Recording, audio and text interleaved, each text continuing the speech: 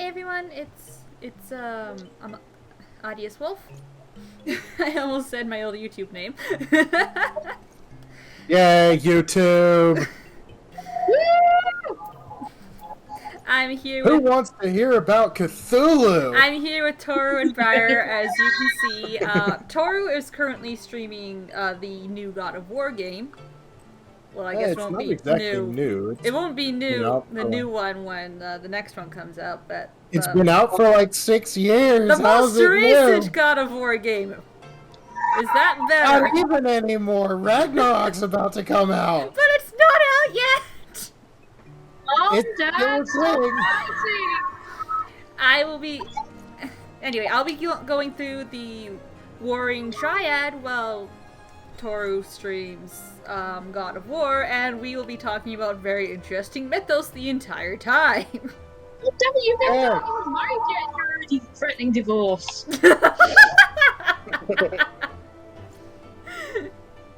Toru, when are we gonna get bonded? Because we still haven't done that. That is a good question. We have to actually go and figure out when. We need to set a date. Yeah, you we need have to- to you find need to- out when. You need to book it on a weekend because that's when you tend to be more free, Yes, yes. Toru. No, I never would have guessed. Well, you were saying figuring out when I'm helping. Well, I mean, is it's that in kind of a air given. quotes? It's kind of a given considering that generally during the week I'm either asleep or about to go to work. Or at work. Or have about fun. to go to sleep. We have fun here, Appreciate the everyone. help, Toru. Please. I do appreciate the help, but it's gotta actually be help to be appreciated. I will be muting and deafening myself for you guys when I'm reading lines of dialogue, so I'm not interfering with whatever the hell you're talking about. Okie dokie. Yay! Eric Phonius! Ah, my late Kaharu. During your absence, a stranger came calling. Upon learning that you were away, he left a message to the effect that he wished to speak with you and will await you at the Rising Stones. If you have a mind to oblige the stranger, please be careful. I cannot well explain why, but it put me ill at ease to simply be near him. As they were on land, though for some reason they preferred being on land. Who did? The Elder Things. The original inhabitants of Earth, Okay. according to the Cthulhu mythos.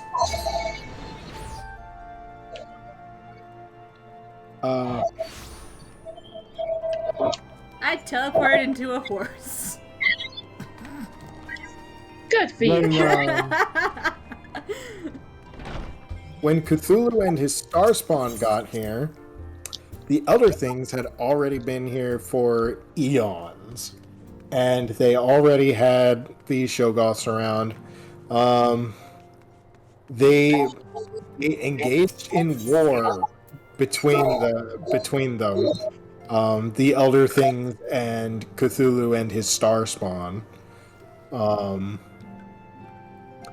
I can't remember when the Shoggoth uprising happened. God, that's a weird combination of words. The Shoggoth uprising. Like, you agree, right? It's weird. Toru, this is the Cthulhu mythos we're talking about. It's going to be weird. I know, but that's weird even for that.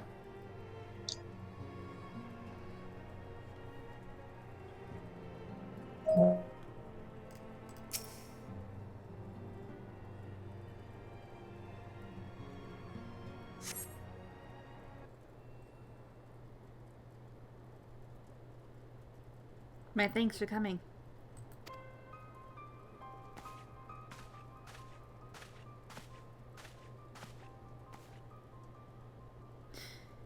Unu Kalhai is my name, and I serve a friend. I sought you out that I might alert you to the rising threat of the beings known as icons. You are aware of the threat, you say. But I speak not of the primals with which you are exceedingly well acquainted. It may interest you to know the term icon and the beings to which it refers precede the Garlean Empire by eras. Hello, Midnight. Can I help you? You see, it is the name by which the Algans called godlike beings, the dark divinity Odin among them, and the Garleans, who seek to emulate the glory of ancient Allag, have simply availed themselves of it. Pray, permit me to continue the tale.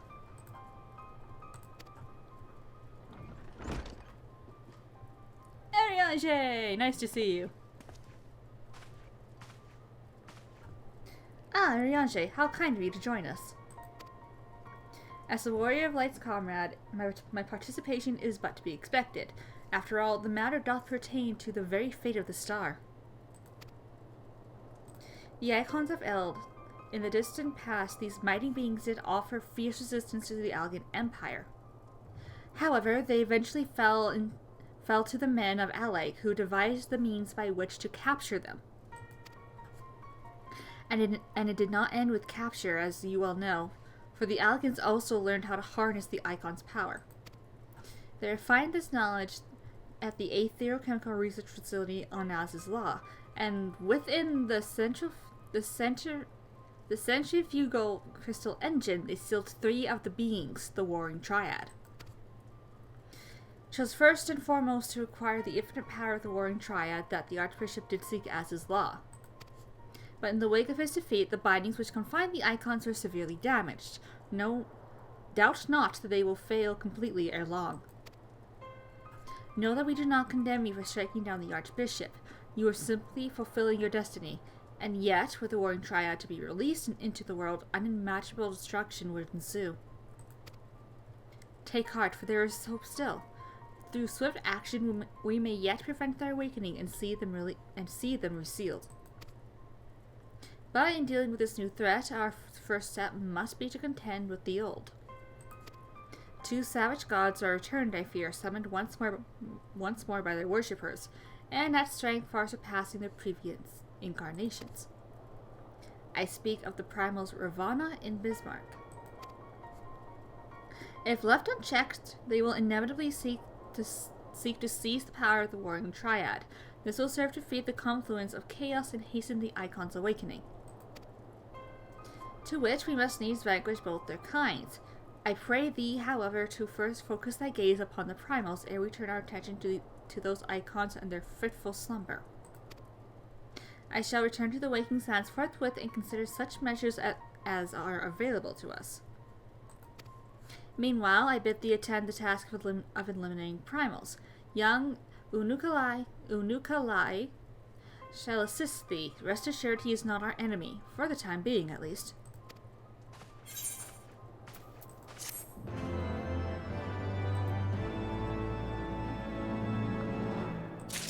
It's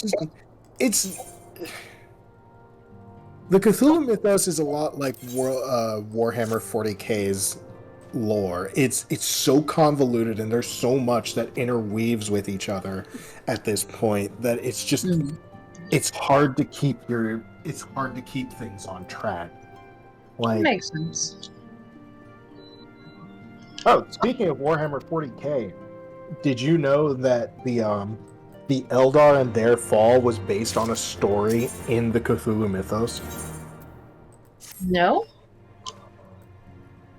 What? The Eldar from Warhammer 40k were based on a story called The Mounds, I believe, in which a guy goes and discovers a civilization underneath the mounds, I believe somewhere in New Mexico. There's these giant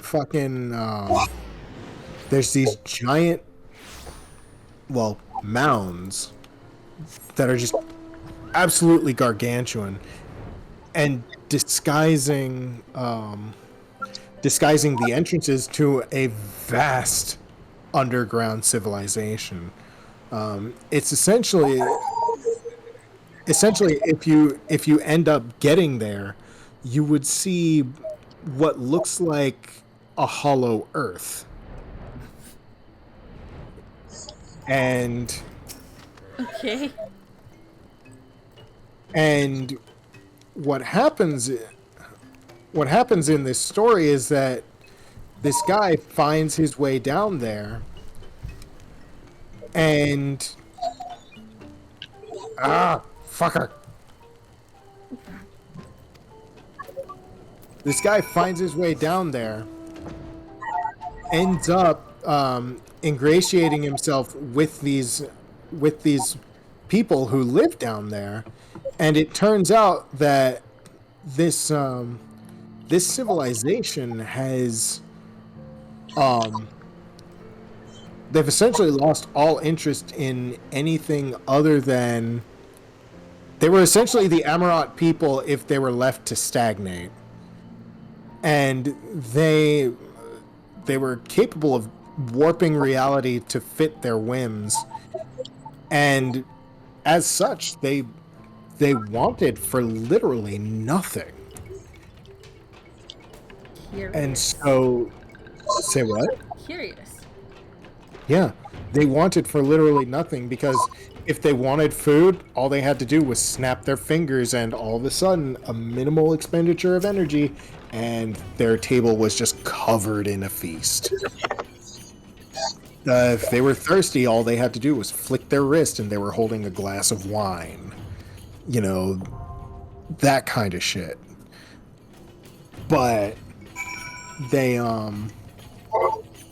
and so because, you know, all of their needs were met, and so easily, it ended up that they turned their minds more towards leisure. And so they put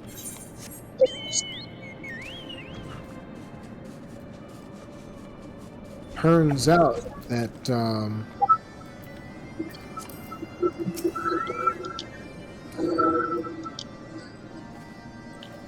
by the point they were rediscovered by this guy, their civilization had devolved to the point where they placed more priority on, you know, people who figured out new and interesting ways to pass the time than anything else, really.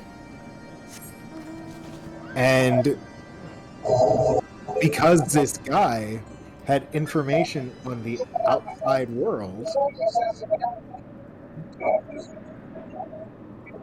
oh, for fuck's sake. Because this guy had information on the outside world, they kept him around, and they did not send him to the they had this gladiatorial pit, and essentially if anyone fucked up, they were sent to engage in the blood games for the entertainment of the rest of their people. Wow. Yeah, they were really fucked up. Also turned out that they engaged rather readily in polygamy, to the point that when this guy got here, he was literally just given a set of wives and husbands to do as he wished with. Okay. Okay. Yeah. That's how far gone this civilization was. Like, they literally had no fucks to give. And, you know, they even taught him how to do a lot of this stuff.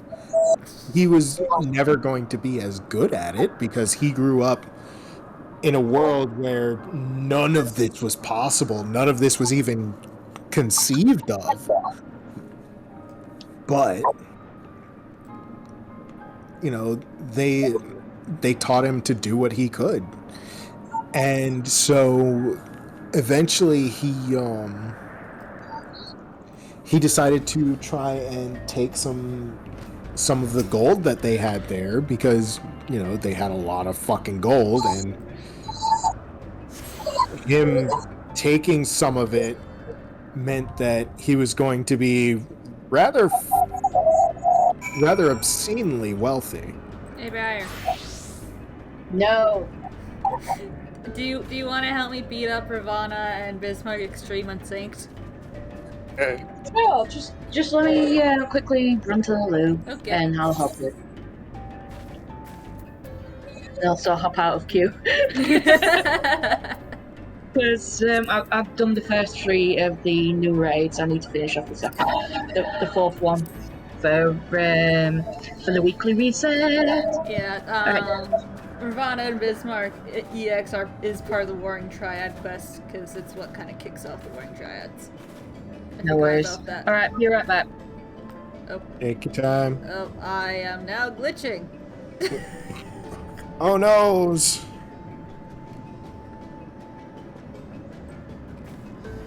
Oh, this is happening.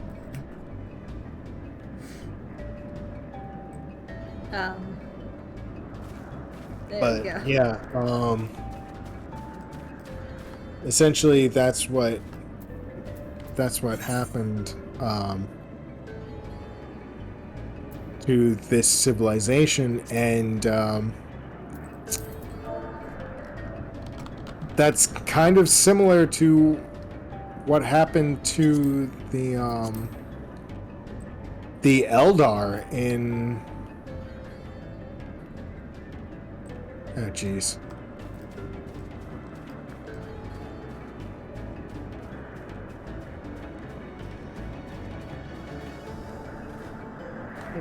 Essentially what happened to the Eldar was that they were blessed with extremely potent psyker abilities, and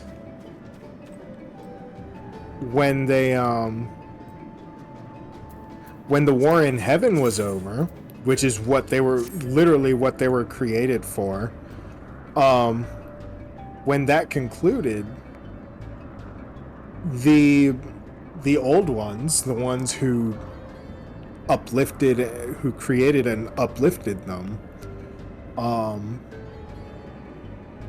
the old ones were gone. They were dead. Nice. And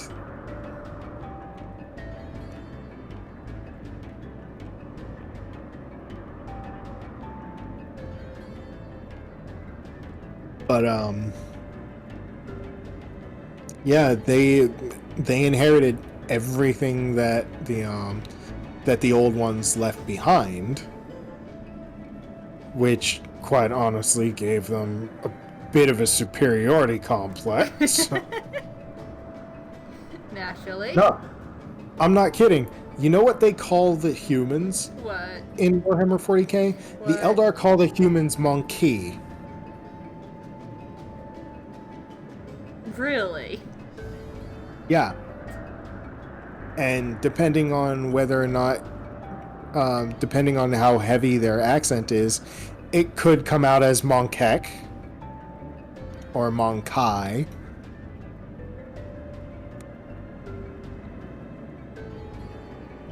But they essentially just call us monkeys. Because that's essentially what we are. We're unevolved apes to them. I like how many tries it took you just to smash that one pot. You hush.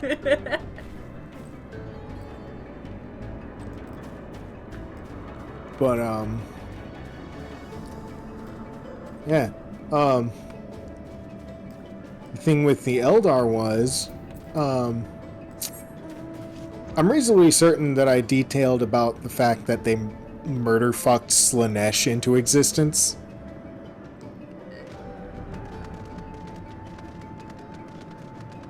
Probably?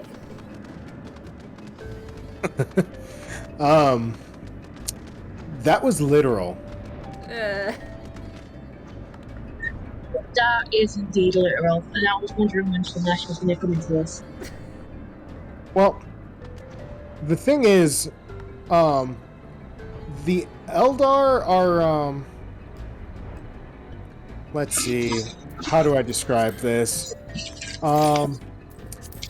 If a human is a candle in the warp, the Eldar are a fucking floodlight. Each individual Eldar, in comparison to even the most powerful human psyker, is the goddamn searchlight. Alright, so are we doing Ravana or Bismarck first? Either or. Do you want me as dancer, red mage, or white mage? Whatever. We're doing this unsynced. It's not going to take long to Or kill I them. can go in as tank and I can just take all the aggro and you can hit as much as you want. Again, we're doing this unsynced, so at this point it doesn't matter because they're going to die pretty fast. Alright, I'm gonna hit him with a big sword. I am ready. Tara, which one should we do first? Actually, What are the options again? Bismarck and Ravana. Ravana, get him out of the way. Okay, Ravana it is. Let's go.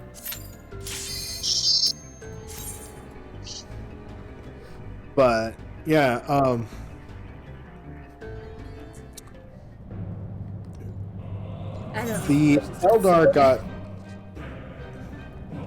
the Eldar were so bored because they had everything they needed. come on, Ravana, let's get you spanked. They were so bored that they decided that, you know, nothing was really worth doing if it didn't bring them some form of entertainment.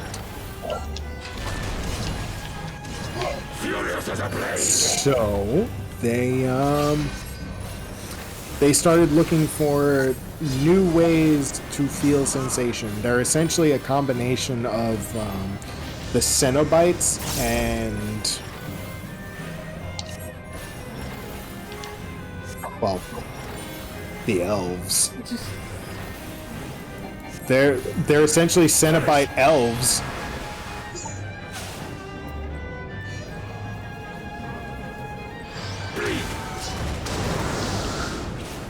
Because, like, oh shit. They're essentially space elf Cenobites. Space And- elf Cenobites. Yeah, because they look like elves Yay. in space. They look like elves in space, and they behaved like the Cenobites from the Hellraiser series. Thank you. You've at least heard of the Cenobites, right? Yes, I know who they are. Maybe. Okay, good. Then you know what I say. Then you know what I mean when I say they were space elf Cenobites. Okay, so ready for Bismarck? Mm-hmm. Let's go.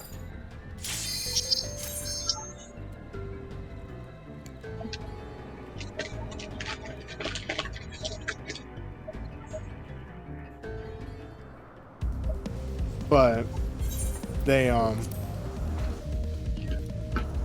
essentially they just started looking for new ways to feel sensation and new sensations to feel. And so they started creating cults that Boy.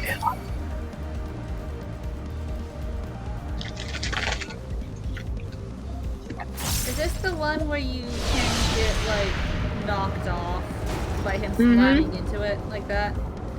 Yep. Oh, fun. but it eventually got to the point where a bunch of Eldar looked at what was happening to their race and they were like, nope, we're out. So they built these massive ships, loaded up as many people as were willing to go, and they just fucking booked it. They left. Because they knew that, you know, the Eldar were going downhill. They were the Eldar were going to die, essentially, if they kept on the way they were. And so they turned around and left. You know, they spent a while saying, hey, guys, we're fucking up. This is bad. We need to stop. We need to, at the very least, slow down and ease things up. We need to take it easy. We need to be better. And people ignored them. And so eventually they just said fuck it, and they left. Ow, that didn't hurt at all. Things continued on that way until eventually there were these murdered sex cults, which is just as weird coming out of my mouth. It feels just as weird to say it as it probably is to hear it. About as weird as the Shoggoth uprising.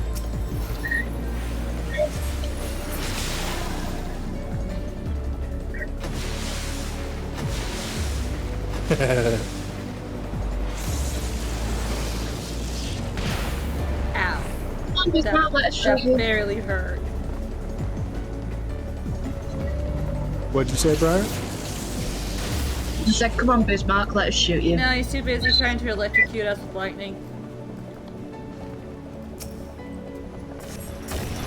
There we go. Bring him in. Bring him in, bring him in.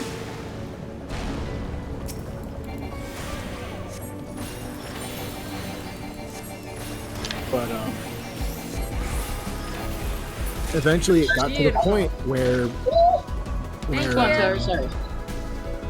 eventually it got to the point where people were being kidnapped Whistle! in Bubble bird! Yay! people were being kidnapped in Thank you, Briar.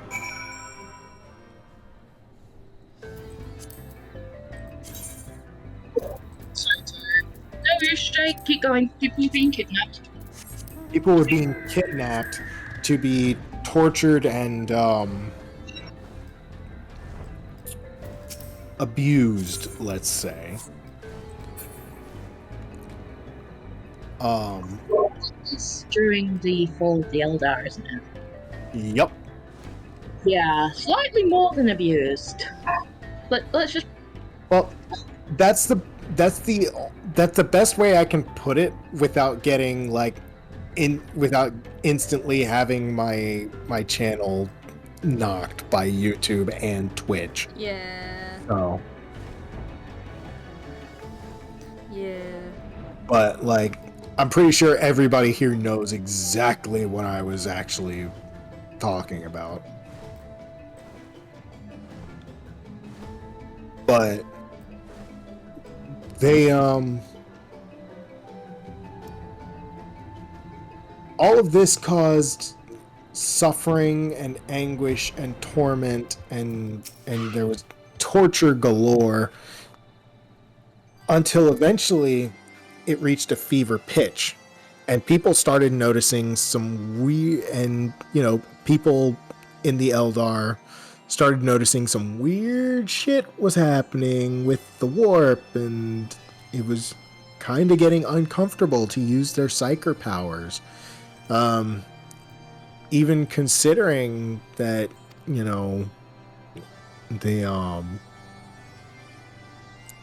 they were extremely powerful and capable and could turn the warp against the things that were generated by all the anguish and death and suffering caused by the war in heaven, which is an entirely different thing that we're gonna have to get into a different time.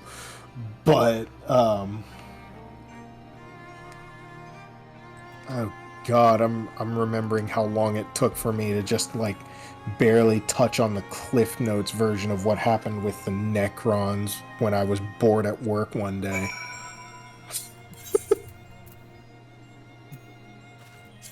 But people started noticing that things around them were getting exceptionally weird in the warp. And eventually, things got to such a saturation point that literally, it Slanesh woke up, essentially. Slanesh had always existed, just not in the way that they had. And eventually they coalesced and woke up, and their first act, literally the thing they did at the moment of their quote unquote birth, was inhale. And what happened when they inhaled was that like 90% of the Eldar race died and was promptly consumed by Slanesh.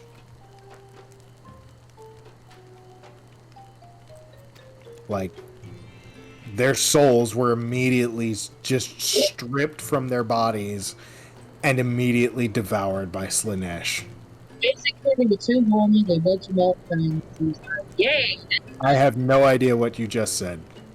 Basically, they spent too long being horny teenagers. They woke him up, and he went, "Ooh, dinner time." Yeah, pretty much. And that's why if you encounter an Eldar and you pry the crystal out of their corpse, and then you encounter another Eldar and you tell them, "Hey, I have your friend's soul gem," they will stop attacking you long enough for you to hand it over, and then they will let you leave if you hand it over peacefully. Because an Eldar soul gem is literally the soul of an Eldar.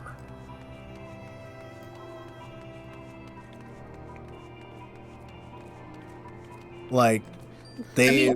It's kind of in the name, I guess. Yeah, it is. And the reason this is so important is that soul gems are incredibly rare. They're impossible to replace. And it's very difficult and dangerous to find suitable crystals.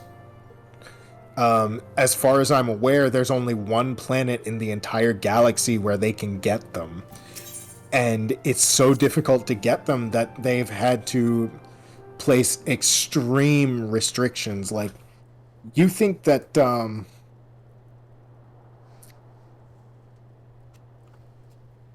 a certain Oriental country is bad in terms of population control? The Eldar are like to compare them to the Eldar is doing a vast disservice, because it's not even the same situation.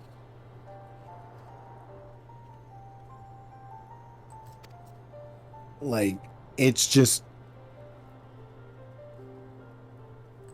It's such a disaster. But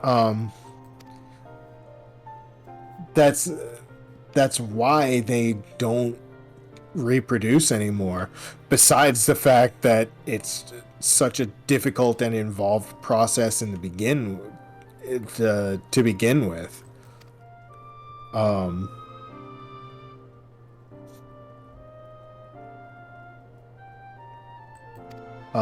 During this whole thing, during the fall of the Eldar Empire, they were reproducing so quickly that they literally destroyed their own reproductive ability.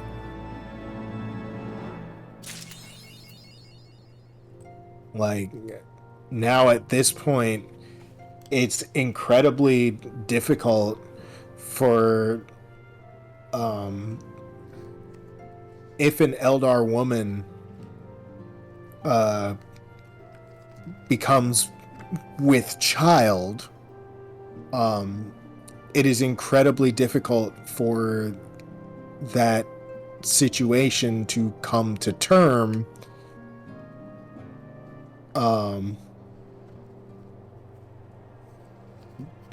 because of a number of things. There's a number of reasons that that's a difficult situation.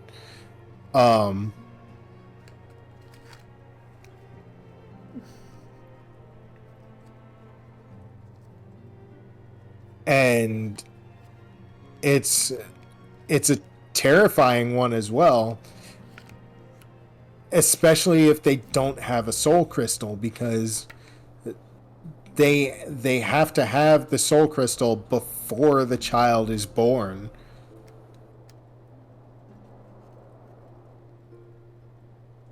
And so they don't really like having children,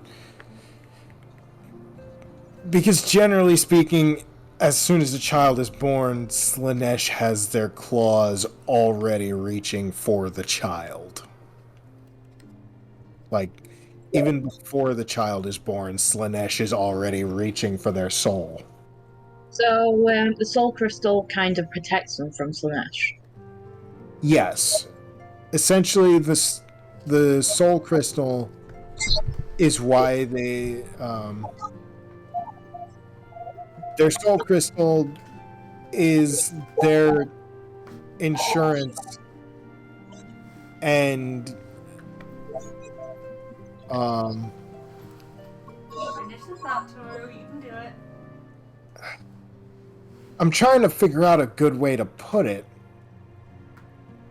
that's not going to be even more a phylactery. Mm-hmm. A soul crystal is essentially a phylactery. That makes sense. It contains the soul so that when the Eldar dies, instead of being consumed by Slaanesh, it is instead caught by the soul crystal, which then keeps them from, being eaten by Slaanesh. They're actually looking for a way to kill. They're looking for a way to kill, or at least break their tie with Slaanesh, so that they can have children without having to, brave the warp to get these crystals, because they have to go to the warp to get these crystals, so that they can, have children and not have them immediately be eaten by Slaanesh.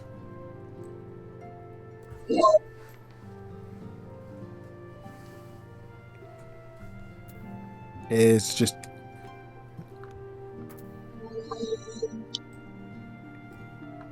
it's a disaster of a situation. Yeah. Okay. Anyway.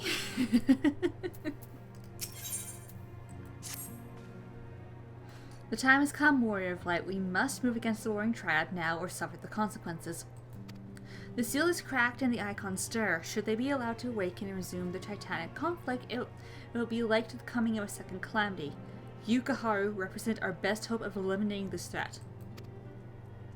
That said, the very act of entering the containment facility itself presents certain unique challenges. So unique, in fact, that I struggle to locate an individual with the requisite talents to surmount them.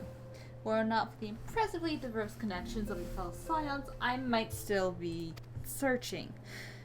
Happily, however, they were able to furnish me with a suitable candidate. Now, along with you and your Elko-blessed companions, all the pieces we need to proceed with this deadly game are arrayed upon the board. Victory hinges upon no less than the total destruction of the Warring Triad. Oh, I don't know what he said. But we must also be aware of the interface of those who covet the elegance primal harnessing technology. I speak, of course, of the blindly grasping hand of the Garlean Empire and its fumbling agents. The ignorant meddling of the Empire will serve only to hasten the Icon's awakening, and it is my master's desire that the Triad be dispatched before Imperial forces delve too deeply. Being the nearest to wakefulness, the Icon Sephiroth shall be your first adversary. Make your preparations and join me on the flagship in Naz's Law. We shall speak further there. Feel that they've mastered that one, they move on and master another one, and that's their entire fucking existence.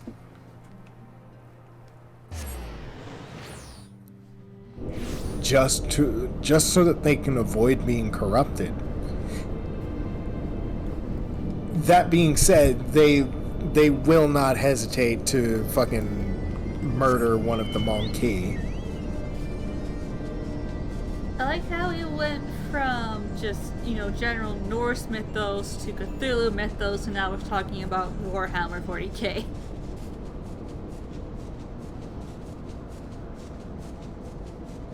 Don't knock it. Warhammer's pretty fucking cool. Holy crap! You okay, Briar? Yeah, Are you okay? I'm fine.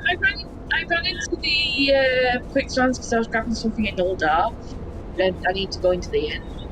And I paused to answer you guys, and then turn around, and naked Alraman. Why am I not surprised?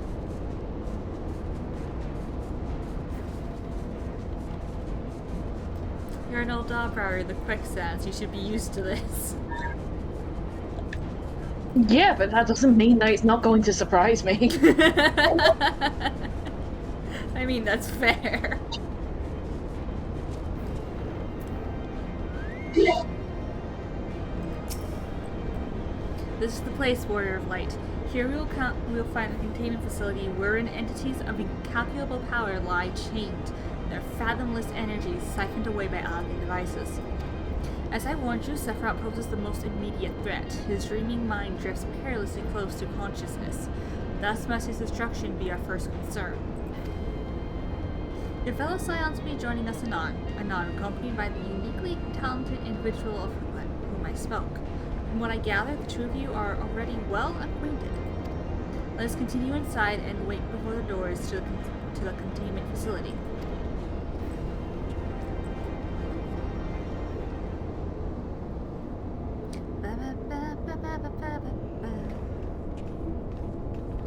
Cryo and Y'shtola are here with Yuri-Yanje.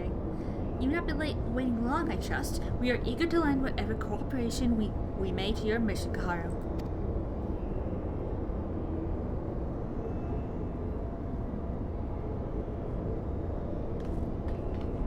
It is an honor to meet you at last. As I know only of one Mikote Scion, you must be Archon Y'shtola, meaning your diminutive companion is Mistress Kryl of the Students of Baldestian, correct? Diminutive?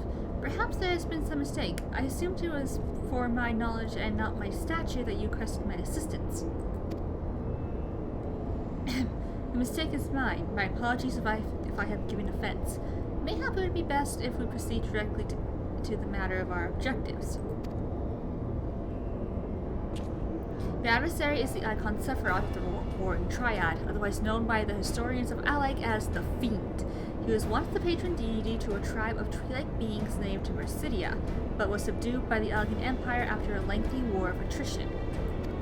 After his defeat, he was imprisoned for use as a source of power. Even now, Sephiroth is neither truly living nor dead, his mind bound in a dream while his body's energies are harnessed by elegant technologies. The explanation for his failure to dissipate into ether lies in his restraints. These ingenious devices serve not only to bind him, but to continuously regenerate his corporeal form. Meaning it will be all but impossible to banish him while said restraints are in place, yes? Remove them, however, and we risk allowing an unfathomably powerful and doubtless vengeful icon to run rampant. It seems we have no choice but to divide our forces. One team must locate the controls to Sephiroth's shackles and disable them, while the other stands ready to destroy him at the moment of his awakening. A most succinct assessment, Mr. Skrile. While I was aware that the Echo provided you with uncanny insight, I did not expect you to intuit the core of my strategy quite so swiftly. Ha! If only my gift offers such detailed analysis. Which is to say, it doesn't. I merely took it upon myself to learn as much about the Triad's imprisonment as I could before coming here. It will be Kaharu and I, after all, who entered the Icon's den. Indeed, given the nature of our adversary, none save those under the aegis of the Echo should be permitted to enter the containment facility. The risk of primal influence is too great.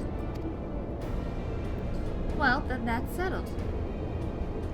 I will disable the restraints, and Kaharu and her gifted adventurer friends will welcome Sephiroth back to the waking world. Better that than the other way around, I'd say, considering our respective fields of expertise, and of course my diminutive stature. Right, it's time I had a little chat with the doorkeeper over there.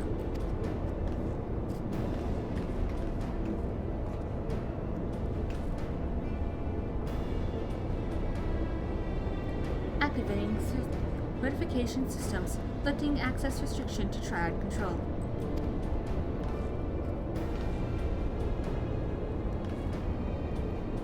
I had no idea the Valdesian curriculum was so comprehensive.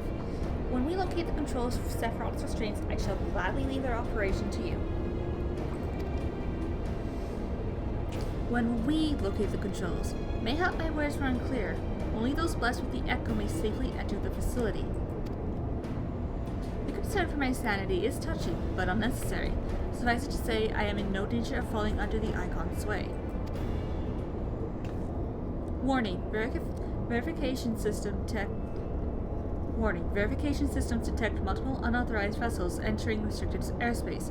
Security systems engaging intruders. The Garleans. Come, Ariante, we must keep the Imperials occupied.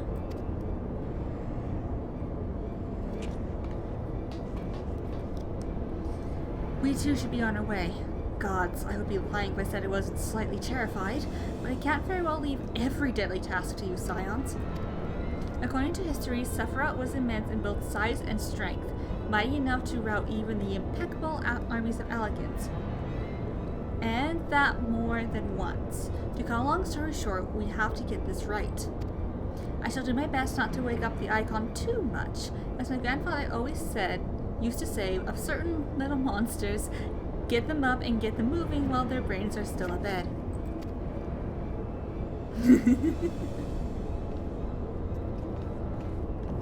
Sephiroth, let's go!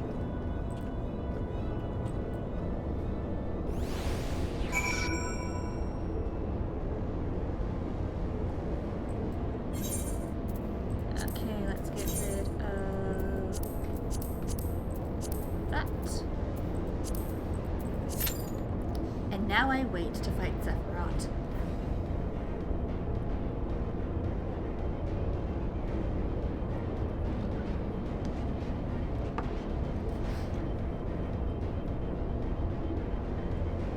I love how Kratos is just like, the gods fucked over somebody else. As they do in this game. I don't mind helping you out, good sir.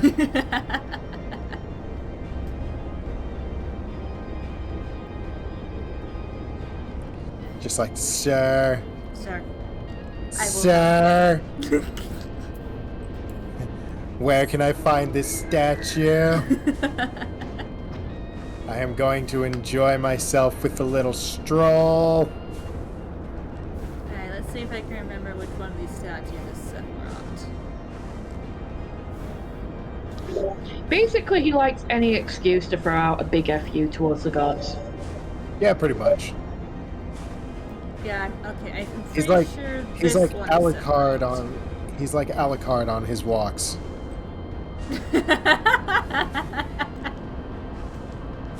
I do things. I take enthusiastic walks through the woods and destroy statues of gods very enthusiastic walks. Yeah, if I'm remembering the Warring Triad correctly, I believe this statue right here is Sephiroth. Gonna have a fun time with him. You know, once the queue decides to pop, that is. Right now it's telling me 8 minutes. Let's see if that actually comes to pass. Sounds great, but I've got things to do. What things? You don't do things. Oh, of course I do. I take enthusiastic walks through Midgar. And destroy statues of gods. Very enthusiastic walks.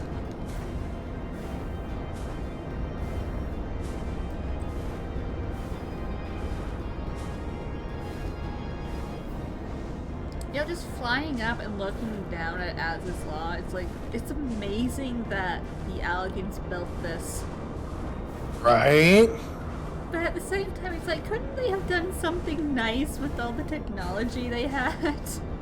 They did. They just got bored.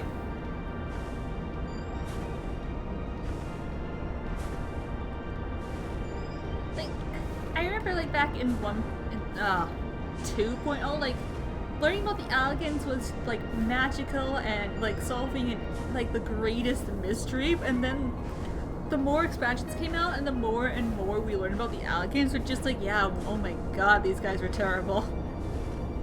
Well, at first they were fine, it's just they got bored. They had nothing to do with all of the technology and all of the knowledge they possessed. They were these essentially these people, these gods of magic technology, and they got bored. And they started experimenting on people and doing stupid shit with the primals, one which was imprisoned in a moon that became Dalamut. Yeah, pretty much. They caused a lot of everything that's happened. Like, I'm pretty sure like 9% of everything that's happening right now in Eorzea. I'm pretty sure like 90% of it is their fault. Well, actually, it's primarily Amon's fault, aka Fandaniel.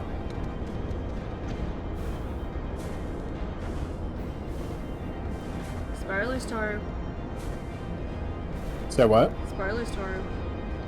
Meh. Toru Endwalker is still very new. We have to be careful. Very new? It came out 3 months ago!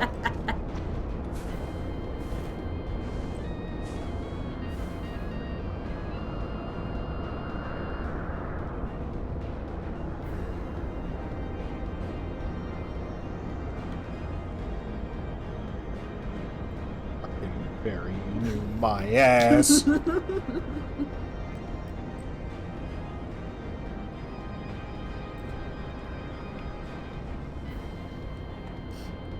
The like 4,000 player queue that we had to sit through just so we could get in game.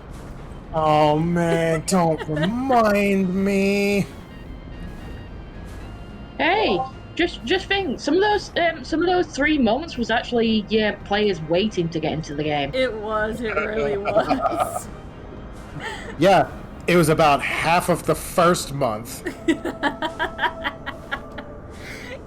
The sad thing is, you're not wrong. Yeah, but then people started getting in and playing through the storyline and actually progressing, and now it's not spoilers anymore. I've waited 3 months not talking about the fucking expansion. I'm gonna start talking about the expansion, and fuck you if you haven't done it yet. Wow, Toru. No, not WoW. Fuck you. I've waited 3 months. I'm gonna talk about this shit. I just remember like going through it and really wanting to talk about it, but I couldn't because the rest of you had not gotten as far as I did in the story, and I was just sitting here like, ah.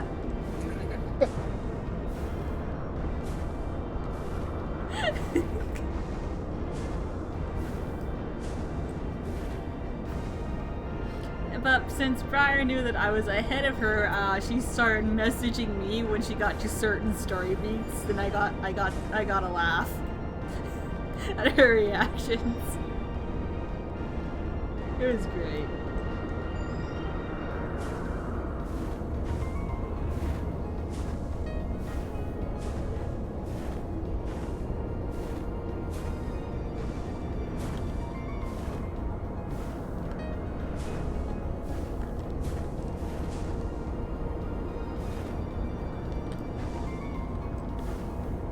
It has been 7 minutes and my queue still has not popped.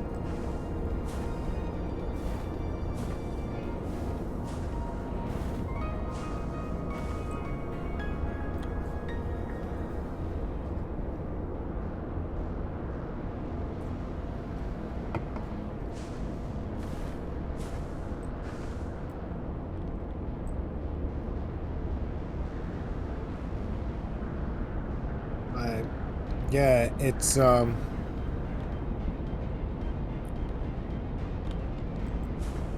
essentially the Alligans were yet another parallel to this Lovecraft story. Oh my god. And we're back to Lovecraft. I'm not kidding. Like, that's essentially what happened. What would that make the ancients? The ancients? Yeah. Well, my queue popped. They weren't really a parallel to anything that I can recall from Lovecraft. They still had purpose. They still valued actual progress, substantial contributions to society. The Alligans were, like, I keep saying this, but the Alligans were bored.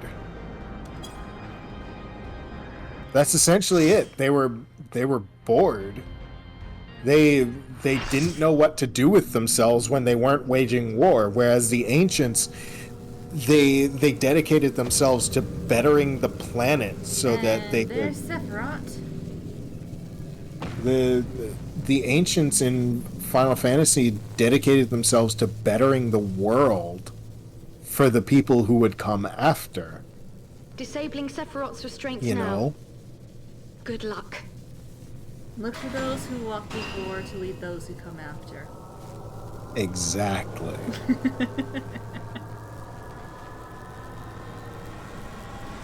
Oh, he's awake. Ooh. I'm finding Sephiroth. Wait, what happened to Briar? I'm still here. I think Briar's still doing pandemonium. Ah.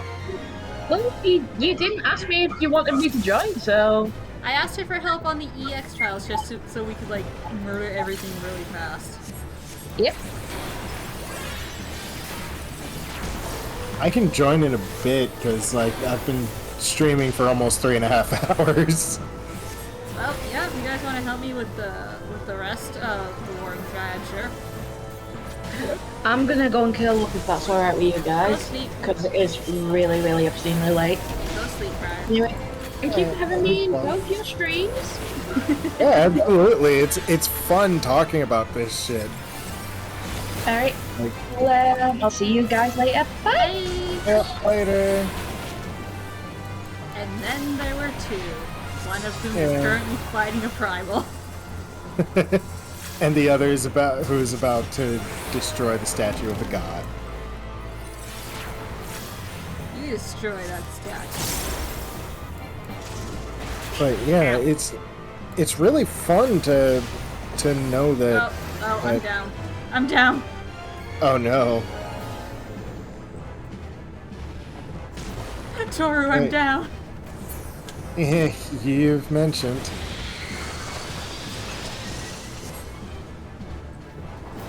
But yeah, it's fun to have somebody actually ask about Warhammer and whatnot, because, like, it's fun to talk about this shit. I'm up.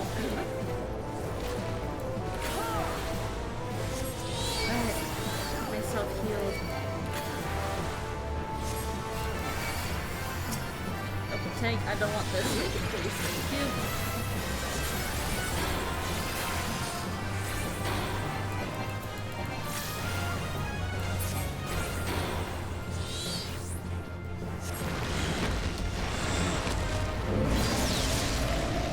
Oh, bye, Sephiroth.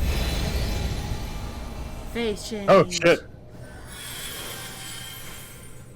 Oh, that's not just a fire ancient, that's a lava ancient. Oh, God. Hi, Sephiroth. Giant Sephiroth.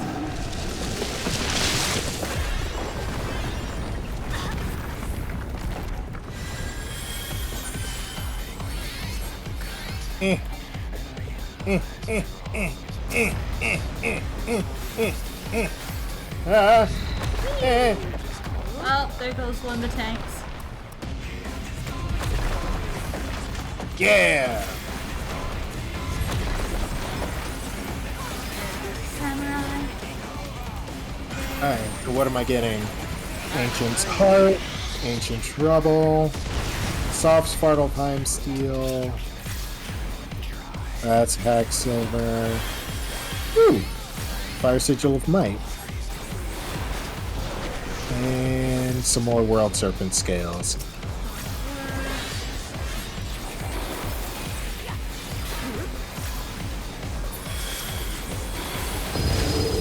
Out of all the Warring Triad, who do you think is going to have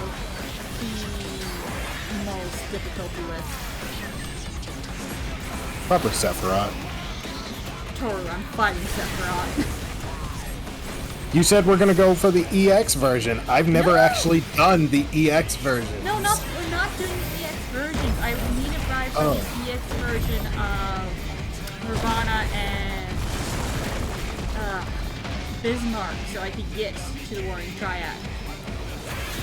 Oh. I'm literally going through the Warring Triad normal right now. The Warring Triad is... Sephiroth, Sophia, and Zervin. Okay, you literally just asked who out of the Warring Triad we're gonna have the most trouble with. And then you assumed it was the EX version, not the normal version. Well, I wasn't wrong. Sephiroth is one of the Warring Triad. Yeah, but I'm also fighting him. You're not gonna get to fight him because that's what I'm doing right now.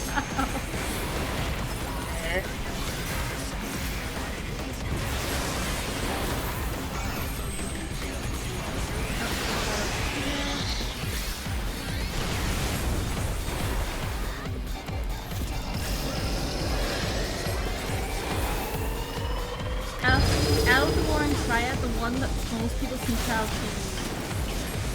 the most difficulty with is Sophia.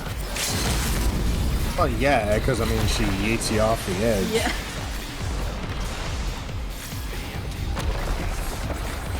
If that wasn't really an issue, neither would she.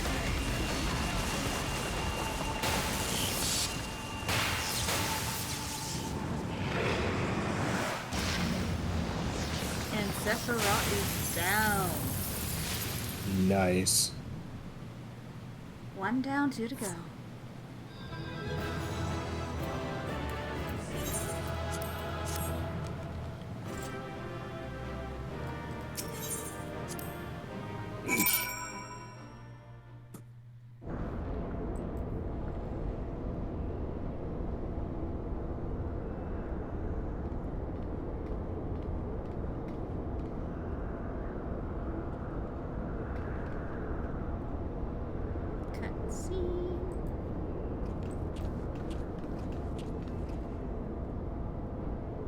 You did it! I've seen you in action before, but never against anything that big. My legs kept telling me to run, but I just couldn't tear myself away. I don't think I blinked once during the whole battle.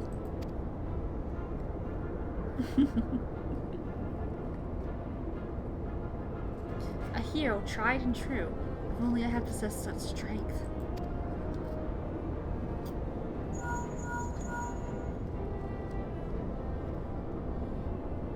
Yashilla, this is Kryle. Icon eliminated. Oh, if only you could have seen it. Karo gave Sephiroth the mother of all rude awakenings. Yes, I did. And your distraction was perfect. We encountered not a single Imperial soldier. Yes, understood. Let's swap tails at the Rising Stones then. On our path to the control chamber, we discovered a number of dormant thralls. It would seem the machines that preserve their forms also hold them in a state of torpor. We need not fear them summoning the deity anew. In short, our work here is done. For the present, at least. Let's go home, shall we?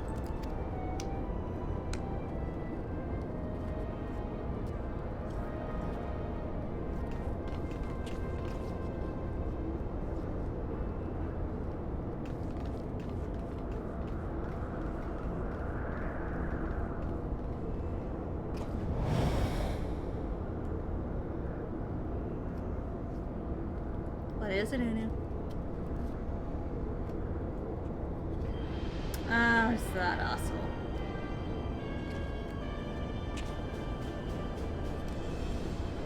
Your senses are sharp, young one.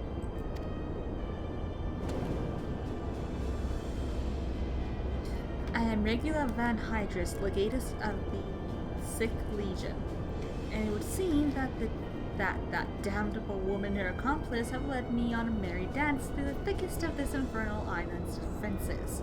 To think that I pursued them. I shall withdraw for now, my lesson learnt. I doubt it. You Garleans never learn. You covet the means to enslave primals, but in your headlong dash to control that which you do not understand, you show less wisdom than the very beast tribes that summoned them.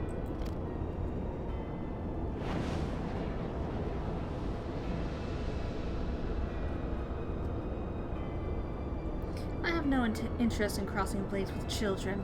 Live, grow strong, and mayhap one day you will warrant my attention. Rude.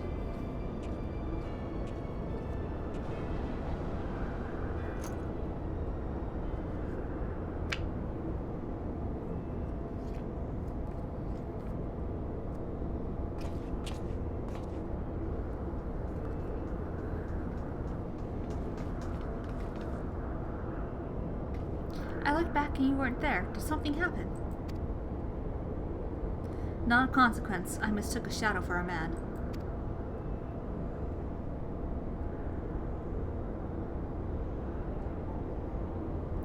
Just what are you hiding beneath that mask of yours?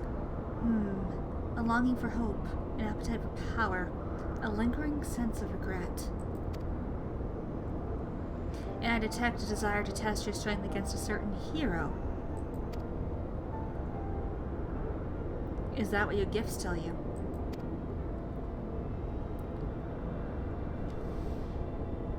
No, those are just wild guesses. But I wonder if some few of my words didn't stray close to the mark.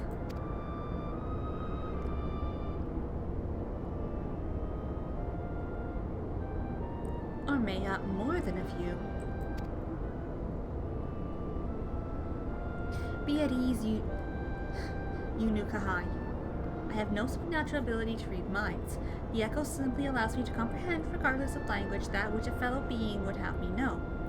You need not mask your heart as you do your countenance. That was a performance, then? A ruse to uncover my true nature. I see I shall have to keep my wits about me.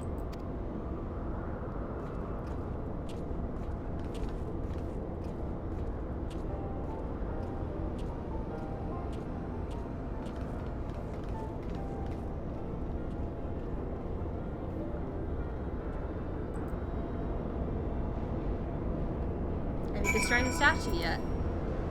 Almost. I have to return to the Rising Stones. Okay, return to the Rising Stones. Pray return to the Rising Stones. Pray return to the Waking Sands. No! Fuck you! I don't wanna.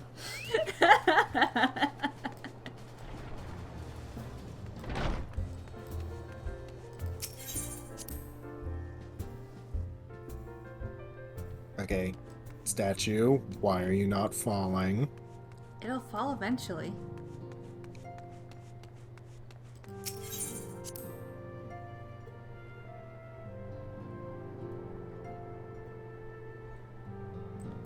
You are sure you're attacking the heel?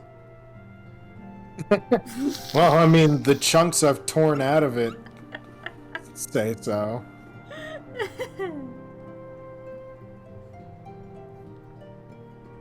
I will not Yep. apologize for that joke. You can't make me.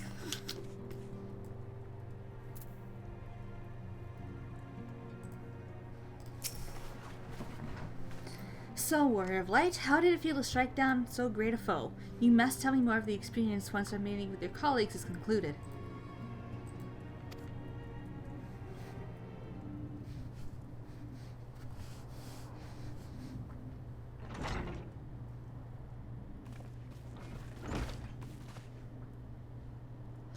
Through thine all-surpassing skills at arms, do we now take our first step in ridding the star of the Warring Triad's baleful presence. And in such wise do we lessen the burden bequeathed unto us by the vainglory of Eleg. Know, however, that the two icons which remain are thought equal in might to Sephiroth, and may yet exceed him. Ere thou proceed, I would console thee to marshal thy strength and give careful thought to thy preparation.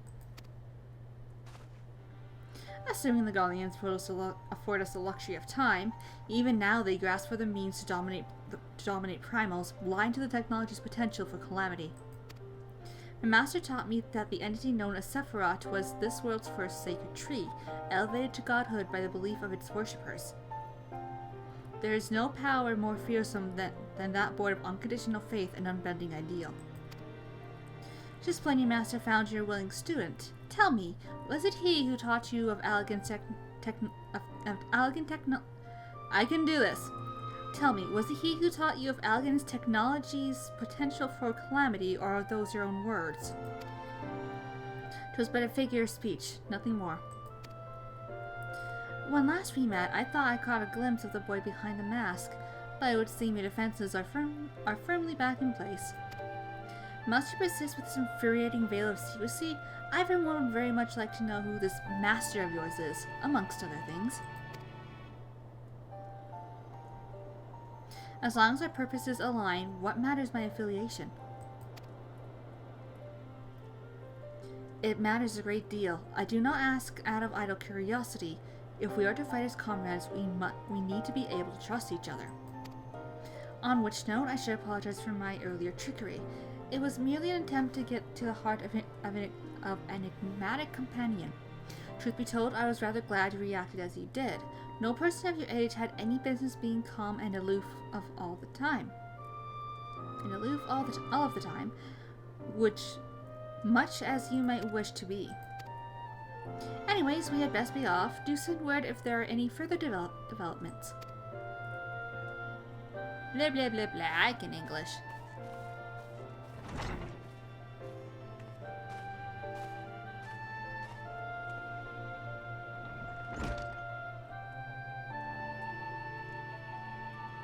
A companion now, am I?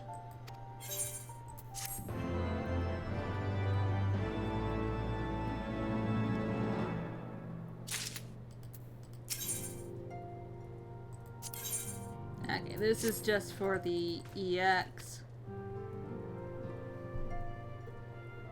which I will unlock.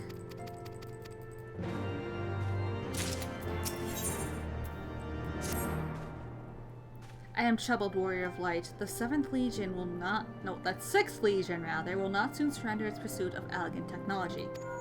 While it is true that the 6th suffered heavy losses in attempting to breach Azeroth's defenses, Legion is still very much a force to be reckoned with. Left to his own devices, it will not be long before the Legatus moves to... Pray excuse the interruption, but a call to the Sleep Pearl can only come from one of your fellow Scions. Archon Y'shtola, what news? And you're quite certain they have broken through? Yes, of course. We shall leave immediately. It would seem the thing I feared most has come to pass. The Guardians have succeeded in dispelling the barrier Arianji placed upon the entrance to the research facility. We must intercept and destroy them before they acquire the means to control the primal entities. Archon Y'shtola requests that we assemble at the scene of the intrusion. Pray depart at once. I will join you when I have informed the other Scions of this development. Easily. I forget which of the Triad comes next. I think Zervin is last, isn't he? Yep. Then I get to deal with Sophia next. Wonderful! Yep. Have fun!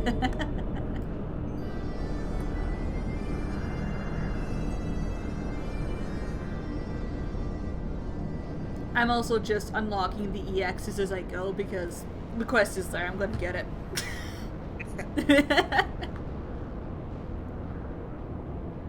I'm gonna complete this side quest and then I'll hop on with you. Sure. I think we have 2 instances in the Warring Triad, don't we? Yeah, what? And if I remember correctly, there's at least 2 instances you have to go through for the Warring Triad. Don't quote me on that because I might be wrong.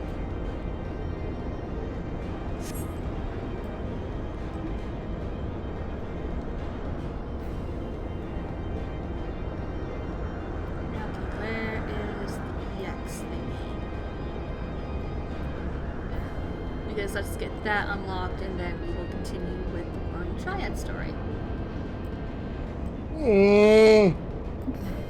What's that noise? The dragon was trying to incinerate me. But it didn't incinerate you. It tried. But it didn't. But it tried. But it did. But it tried. Are you incinerated? No. Then stop complaining. But it was trying to incinerate me. Oh shit. Lightning strikes. I can't help you with the lightning.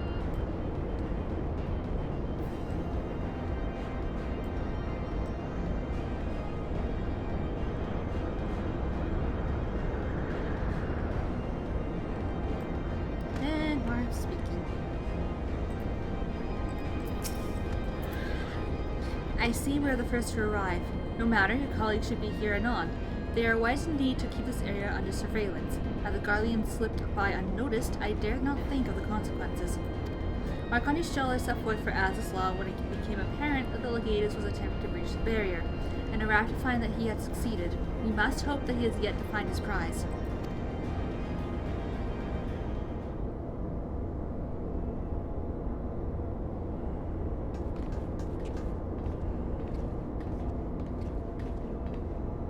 Well met, Inukai, and thank you for answering my summons so swiftly, Kaharu.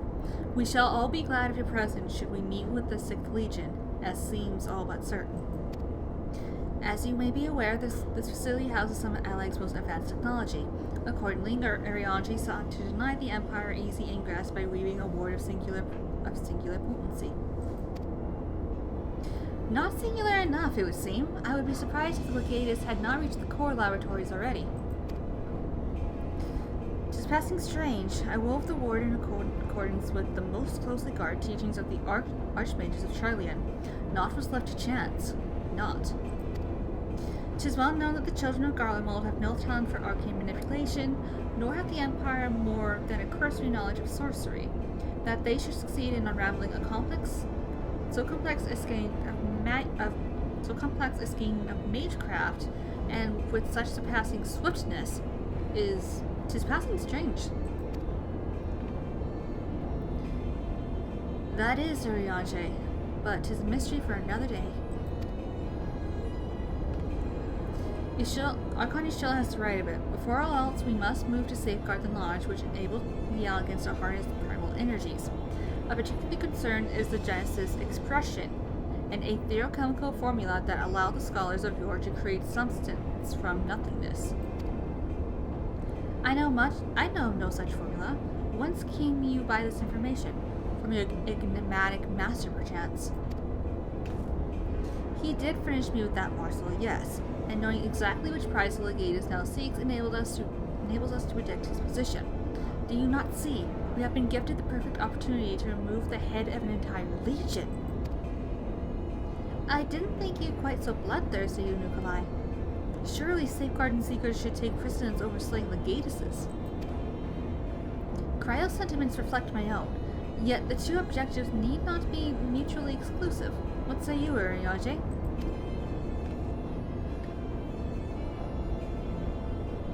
Urianger? Ah, forgive me, my thoughts were bound up in idle imaginings. In answer to thy question, milady, I am content to be led by thee in this matter.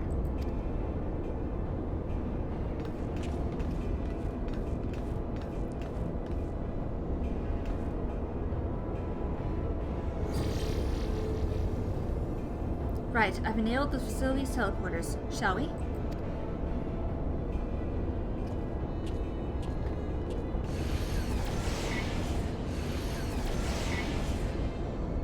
You dwell on the matter of the barrier.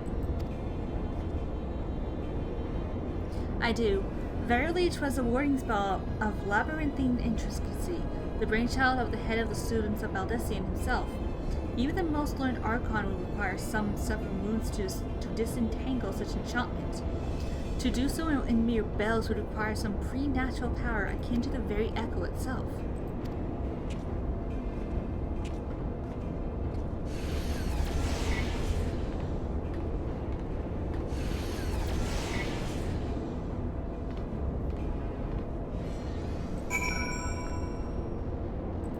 Hey, Dar, I get to do an instance. Yay! Terminal has been activated. Repair to... Yeah. Let's go.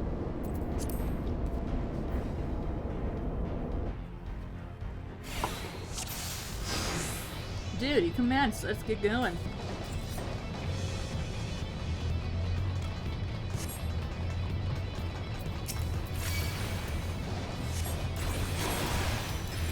I think Kyle got lost for a moment there, but that's okay.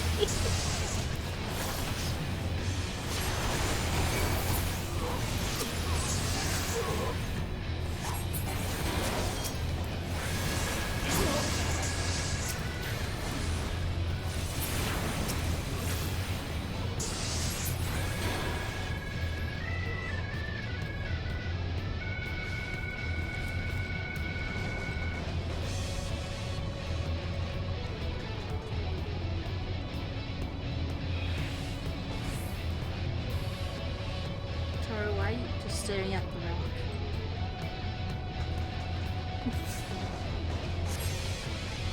Because my eyes started watering, and when my eyes start watering, they burn until I clear them out. Oh no. Yeah, it happens every time I yawn.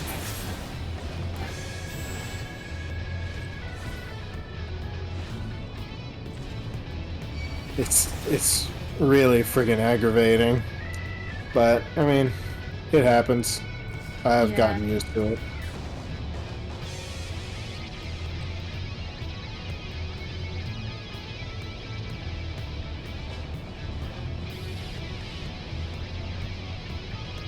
In the name of the Emperor!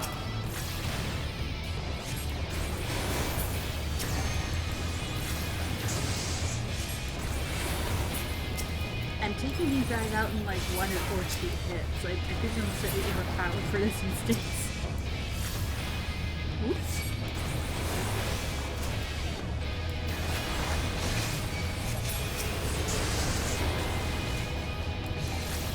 Yeah, I already took care of it. Nukahai. That is a name.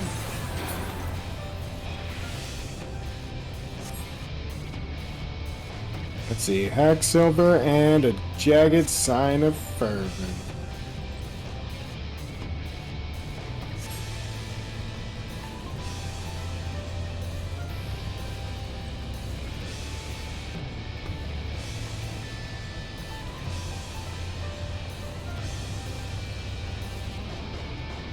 Dirty relic of fortune.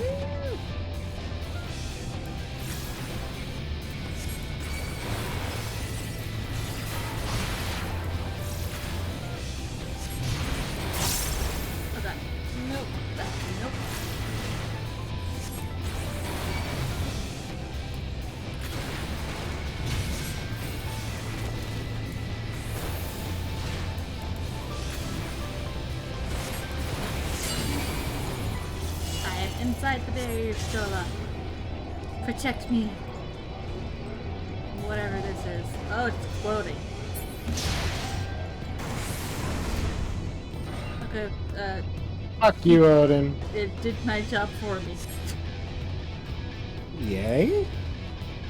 It self-destructed. It did my job for me.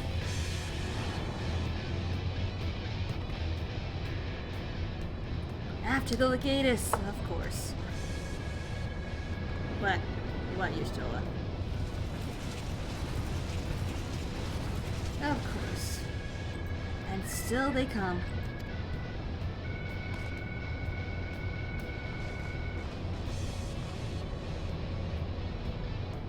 Press on, Gaharu. I will handle this.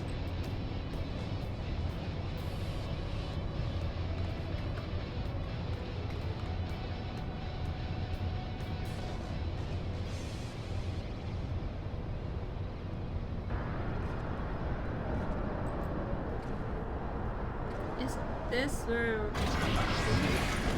Yeah, this is where I fought the two Passians and then Thornton. I have exposed the bones of their work, now to extract the marrow.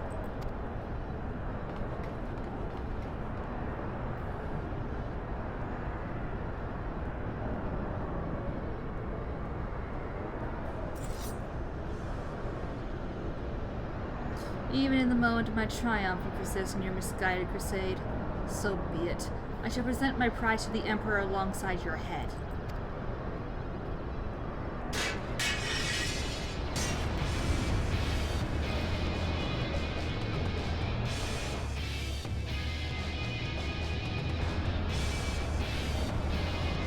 This shouldn't take me long to get through. And I'm probably gonna grab a snack when I finish this before we get started. Yeah, I should be finished and ready for Sophia by the time you're done. Savages. Stop trying to unleash turrets at me. It's just rude. I can literally take these things out in one hit. See? Come on, keep aiming for me.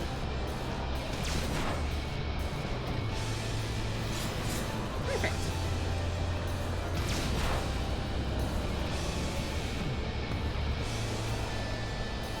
Can you withstand this? Yes, I can. There is nowhere to run. Yep, that was a safe spot.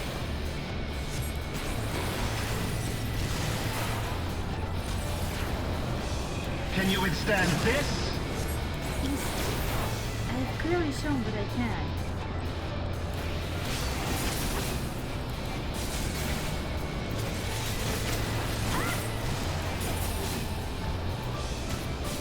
Can you withstand this? Open up! Yep. Back in we go. Open yo. Yes.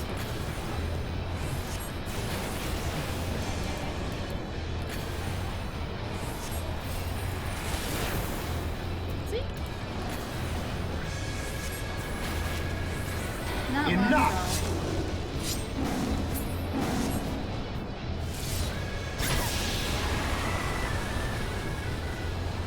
Ow.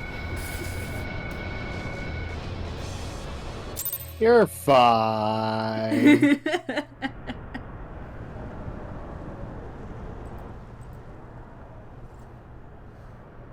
Kaharu.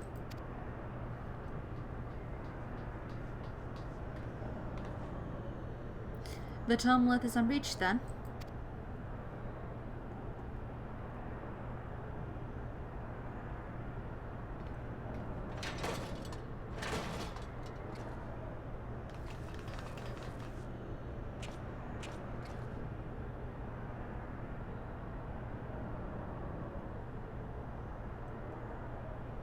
Cryle.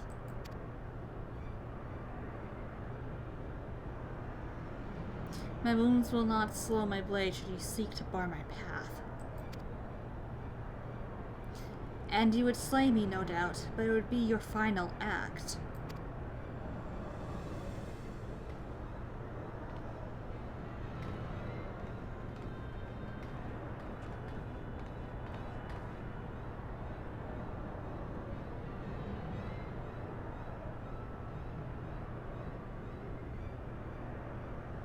What madness afflicts you Eorzean fools?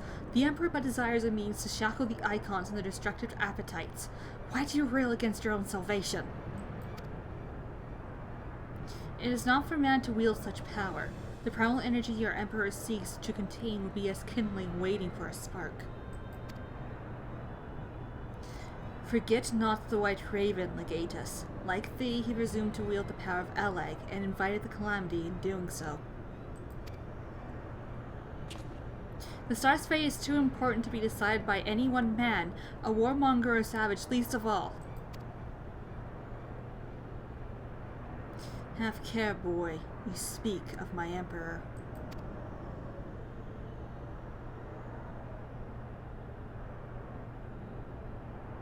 But dying here in defense of his honor will not further his cause.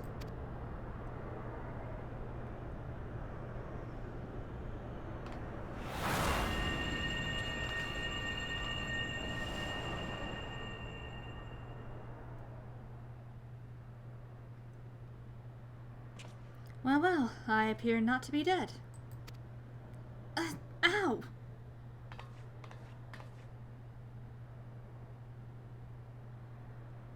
Cryle!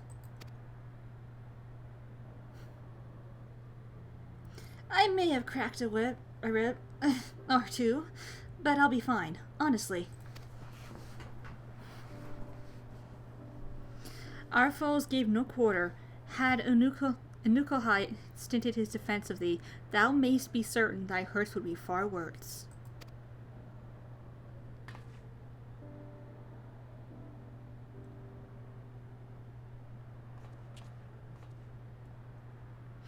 I could do no less. Mistress Cryle is here at my behest, after all.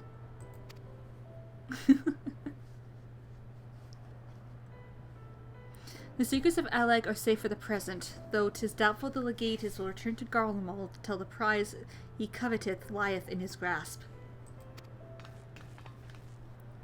Then we must redouble our efforts to protect this place. Cryle and I will place additional seals upon the tumbleth.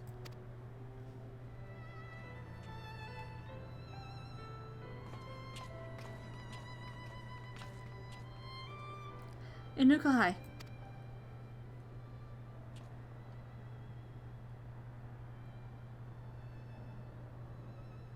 I appreciate you staying at my side. Thank you.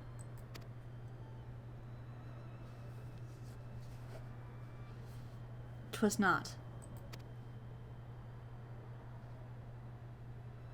Oh, please. It was a good deal more than that, and you know it. Now let me help you. When a woman thanks you for saving her life, the customary response is, "You're welcome."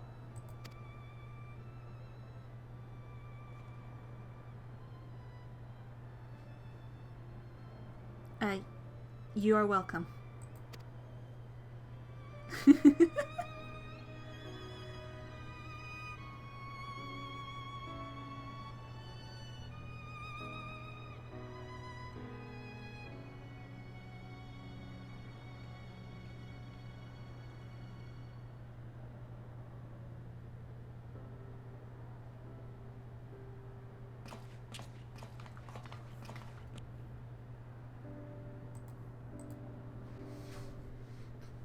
I forgot how precious Unukalhai was.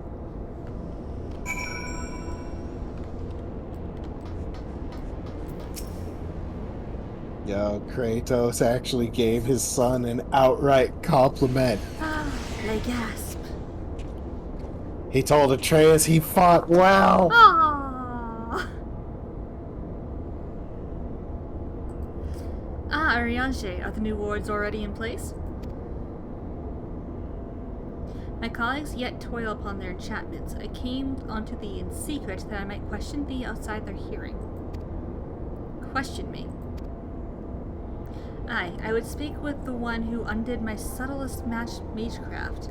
He who invited an Imperial legatus into this facility in hopes of engineering the man's demise at the hands of the Warrior of Light. You accuse me of masterminding this day's events. The plan may have been thy master's, but the deed was thine. Thou didst lure the legatus of the Sixth Legion into a trap from which he was not intended to emerge. 'Tis plain to me now that thy seeming opportunism in proposing his elimination was feigned, and that his death was the object of thy plan from the first. And you have proof of this?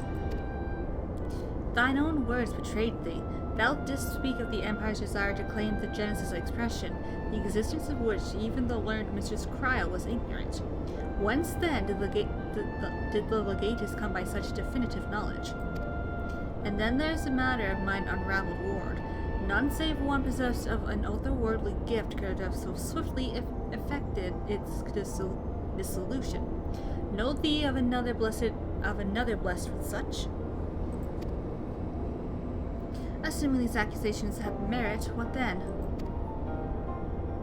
Full many times and oft doth the pursuit of truth lead men down darkened paths. I take no issue with thy purpose. 'Tis but thy method I would call into question. In the Garlean Empire we have a common foe.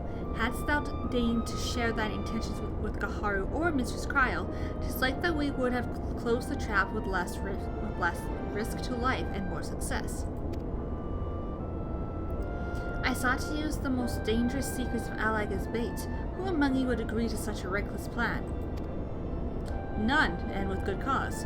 Irrespective, thou wert remiss in thy duty to thy comrades.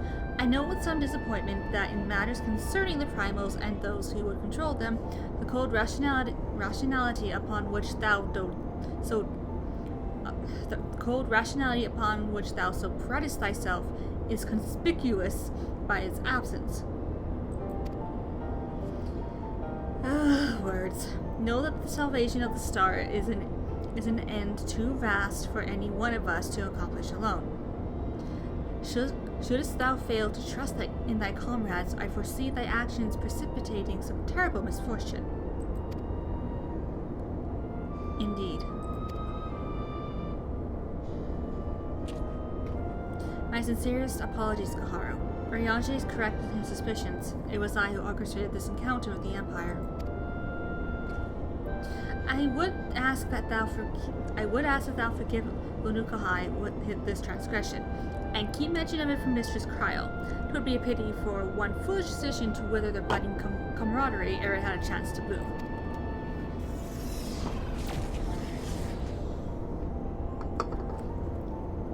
There you are, you rotten idler. When Y'shtola realized we were struggling with the words alone, she was absolutely livid. Never mind the Warring Triad. I have awoken... never mind the Warring Triad. I have awoken Archon Y'shtola's tempestuous wrath. In supplicant mood shall I return at once, and there atone for mine indolence.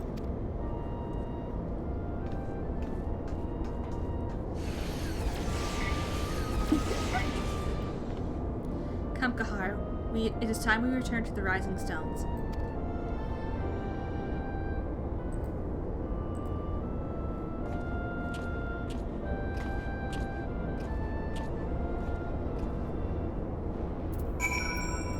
And back to the Rising Stones. Hey.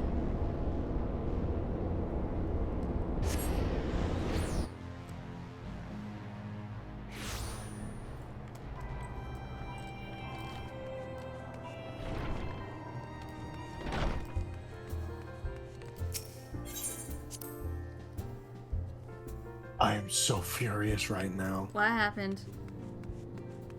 I look over at my Gamecaster and it turns out that I think I had you guys muted. The entire time, Toru. I don't know. I could have sworn I unmuted you guys when I switched over. Oh my god. But I Toru. looked over and it says the speakers were muted. Fuck me. Do you know how long we've been muted for?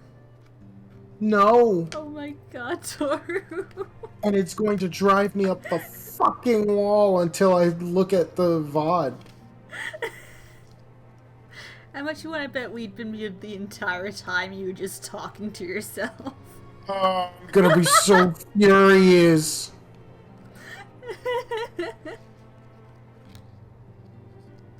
Oh no.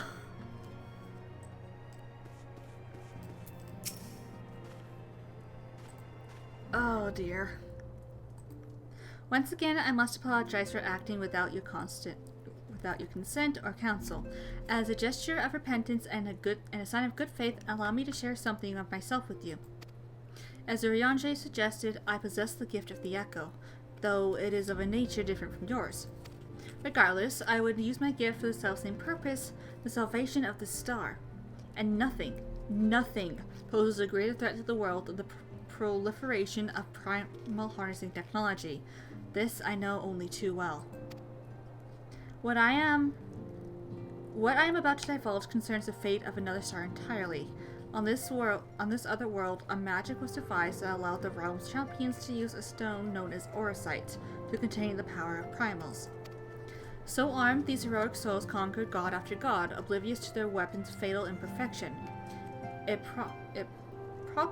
propensity to bleed primal energies, and with each victory, the heroes changed, transforming at last into fiends of endless appetite. Insatiable in their hunger for ether, they ultimately went to war over the star's ever-dwindling life force, and fought until there was nothing left. Thus, as Urianger so astutely observed, when I am faced with those who rush to embrace power unchecked, I lose all semblance of rationality. Know that my master too cares deeply about the fate of this star. I am his servant, his instrument, sent here to ensure that the same tragedy does not consume another world.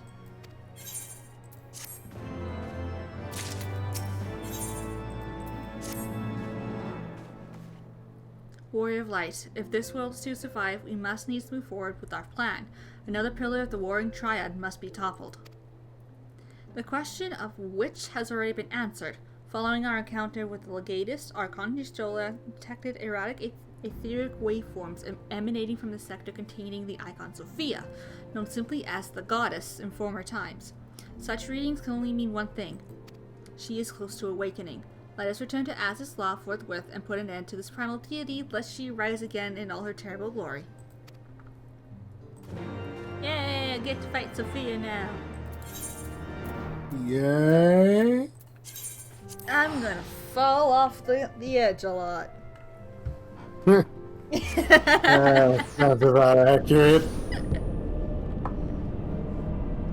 It's gonna be great.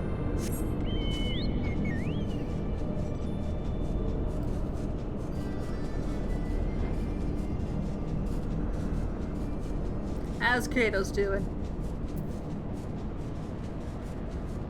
How's what? How's Kratos doing? Kratos is doing alright.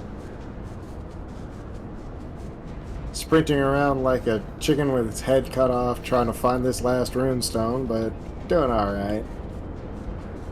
It's gonna be like in the most obvious spot when you finally find it. I know. You can do it, Toru. I believe in you.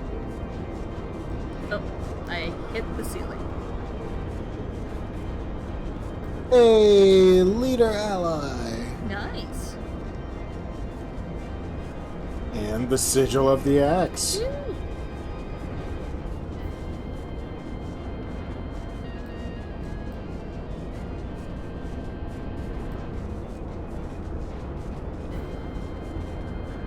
Look at you go. Hello, Nukahai. That is a name. That is definitely a name. Fun fact: he was apparently the warrior of light for the 13th. One of them, at least. Yeah, one of them. And if the little side quest in post Shadowbringers after you've done all the road quests is anything to go by. I believe he is a shard of the Elves that traveled with Ardbert. No. No? He was one of her friends. No, the other one. The other Elzen. The one that turned into a Sin Eater. Oh, the mage, There the you black go. mage. Okay. Yeah. It's strongly hinted at least. No, No? he was a shard of us. At least if I was reading things right. No, because that guy's friend did say that Unukalhai was very familiar to him for some reason. Oh, really? Yeah, when they were weaving that little portal together. Oh. Yeah. But then... Yeah. Yeah, you know what? I've got nothing else. I was gonna say it could be because, you know, he could be saying that because Ardbert, but then I remembered that they never met Ardbert until after he got, like, sucked into that portal. Yeah, unfortunately.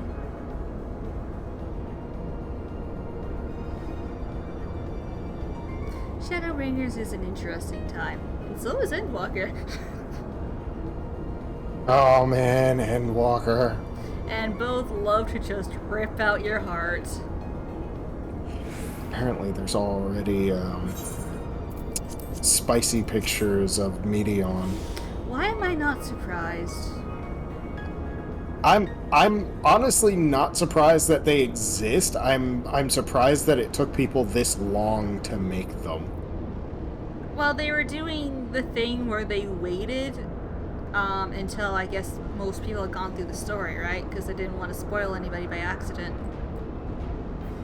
That's definitely one thing about the Final Fantasy community. They are very, very good at keeping spoilers to a minimum until the point where most people have run through the new content. And then everything is fair game. And then everything is fair game.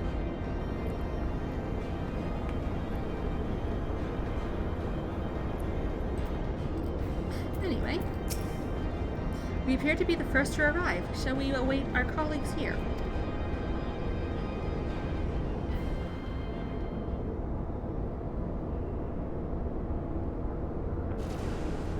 That's not good. Could the Sixth Legion have returned? Kaharu! Unukalhai!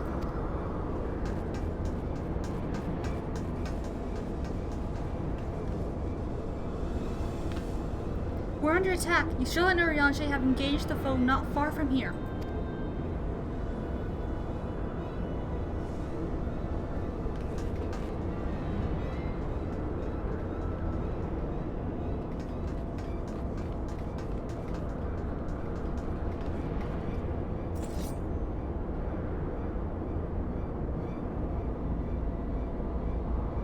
Ha!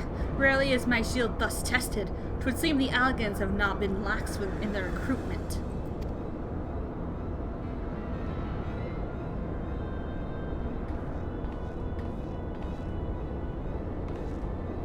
Think you so? Mayhap your arm merely withered whilst you lay idle.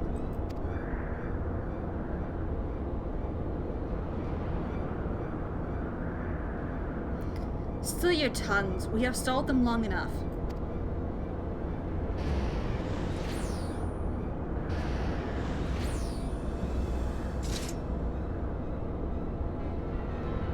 With scales in hand, the goddess shall arise, and righteously cast off her cursed pall, that she, with wrathful Worm King at her side, might judge and thence bring balance unto all. Hear my words in despair, Alligans. Our goddess is awoken. Your civilization has birthed the instruments of its own undoing.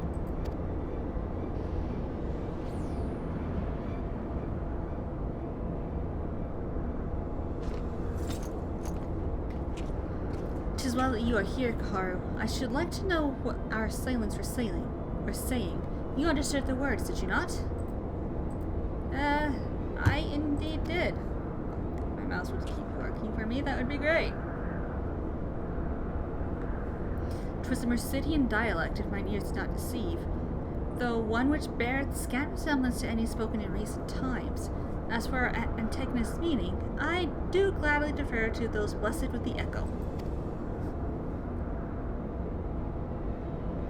The one with the shield seemed to think we were elegant. He recited what sounded like a verse of prophecy and claimed their goddess is awoken. Is that about right, Kaharu? That is indeed correct.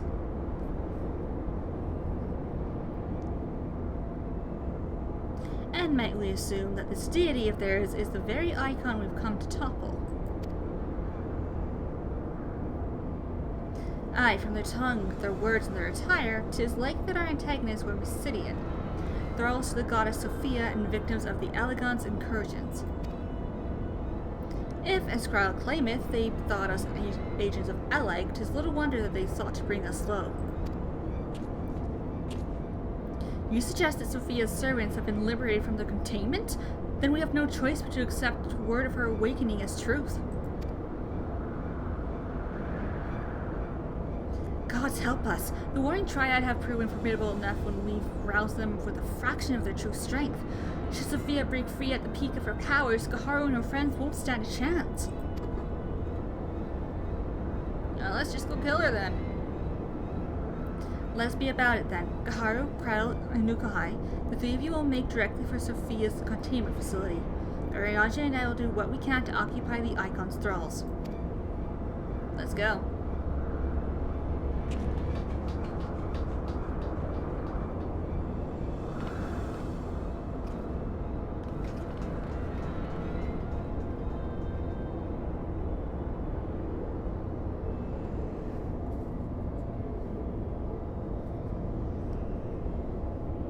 Mrs. Kryle, do you perchance recall the words of the prophecy in its entirety? Let me see. I believe it was, with scales in hand the goddess shall arise, and righteously cast off her cursed pall, that she, with wrathful worm king at her side, might judge and thence bring balance unto all.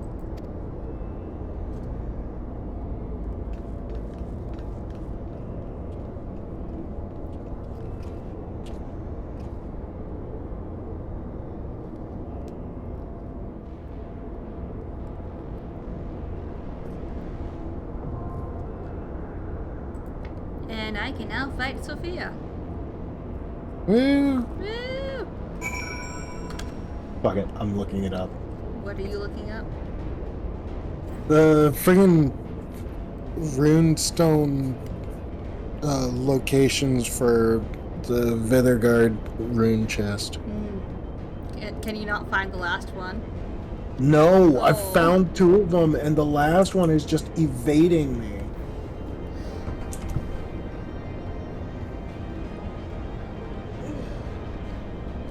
Before I queue up for Sophia, I'm going to go get a new drink real quick because I'm out of the one I was drinking. I will be right back. Fine. Yeah, take your time.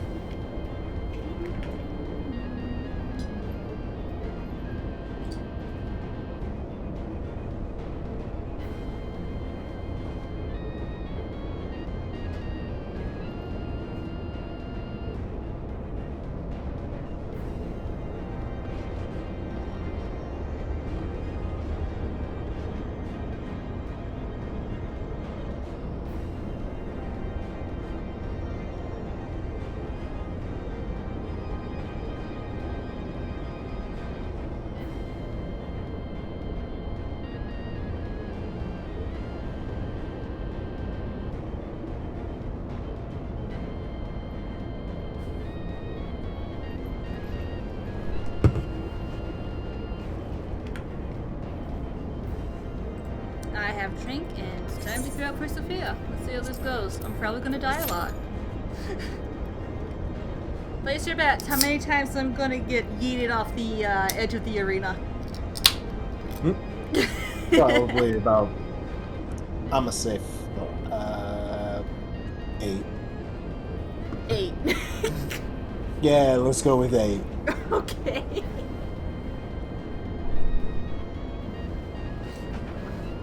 Gotta wait for my cue to pop, but we'll see how many times it actually ends up being.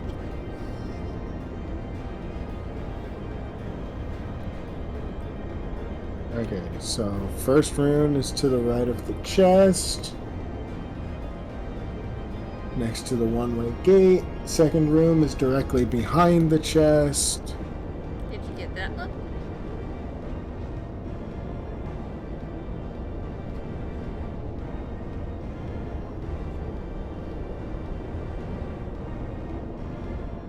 I don't see another room there, so where's the last one?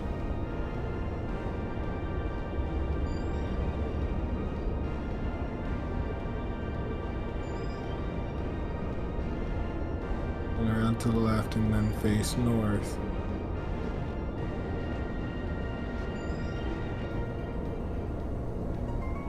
Run to the left and face north.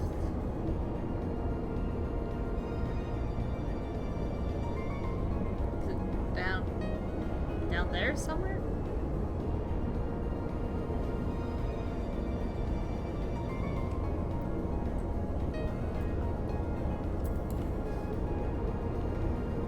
I'm looking, there ain't no rune down there.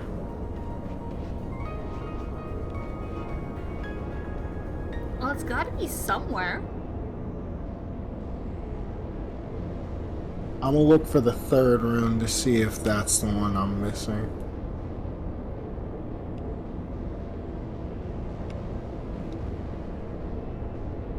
Turn right on the other side and head up the hill to where the second dragon shrine was. Look north to see the third rune. Oh, there it is. Oh, that is well hidden. Yeah, that was clever. That was mean. I'm honestly not surprised that I forgot where it was. Because I've played through this game once or twice before and got that. I remember getting it. But, oh hey, maximum rage is increased. Woo! Spartan rage! And now...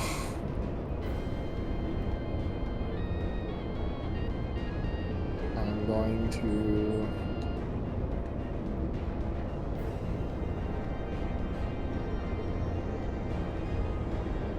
first take care of this shit.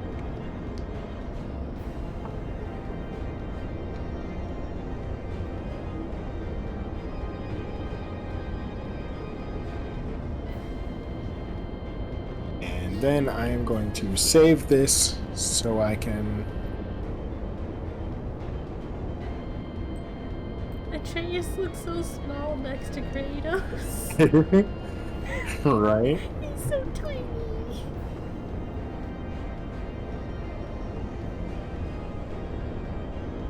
Alright. So, thank you to everybody who swung by.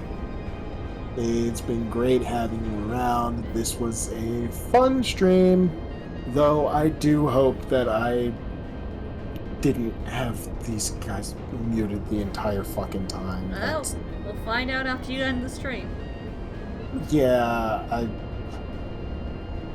I'm not sure if I'm not sure if I'll go ahead and post it anyways. I might post it on my archive channel anyways. But regardless, thank you to everybody who swung by. Thank you to everybody who swings by after the fact to check out the VOD and or the video on YouTube. Yeah, if you like what you see, go ahead and toss me a follow. Keep an eye out and swing by next time. Those of you on YouTube, I'll probably get kidnapped again for the next one, won't I? yeah, probably. Those of you who watch this on YouTube, go ahead and do all of the usual YouTube stuff. Leave a comment, Like, subscribe, whatever. Yeah, and, swing by next time. I'm not sure what I'm going to be streaming next time, but I will, I'll try to make it entertaining and amusing and whatnot. Anyways, that's going to be it for me tonight. I hope y'all have a good evening, good day, whenever you're watching this. And we will see you next time. Have a good one. Bye.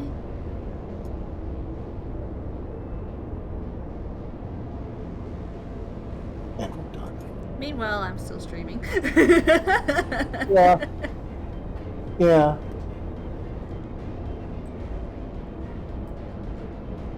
I'm still waiting for my cue for Sophia to pop.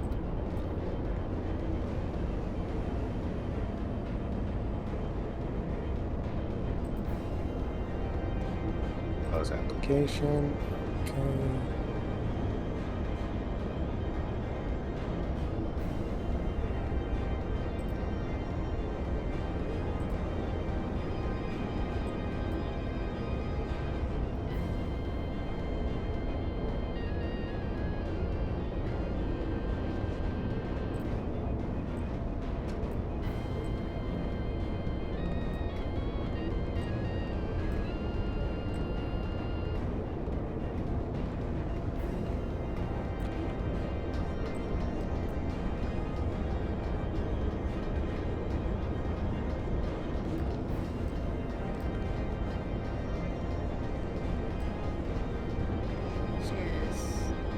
Waiting for Sophia to finally pop. Waiting for her to deign to grace you with her It appearance. has been 7 minutes. I was promised a 7-minute wait time. It has still not popped, and it's been almost 8 minutes now. 8 minutes? How dare you lie to me? How dare?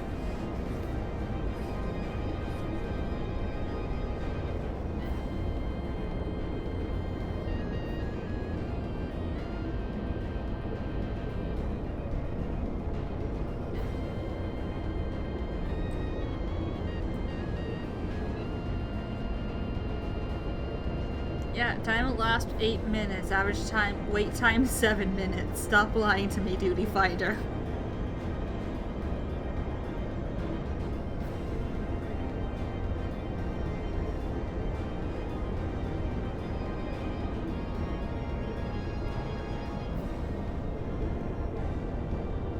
Alright, and I will be right back. I'm gonna grab me some, a couple slices of pizza. I'll be right Go back. get your pizza. I will just stay here. I'm still waiting for the Duty Finder to deign me Sophia's presence.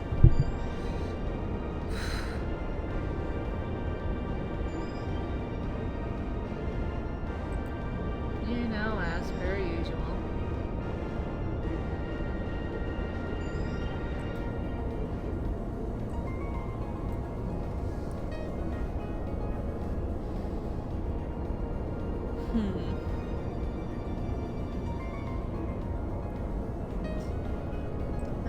DPS queue times.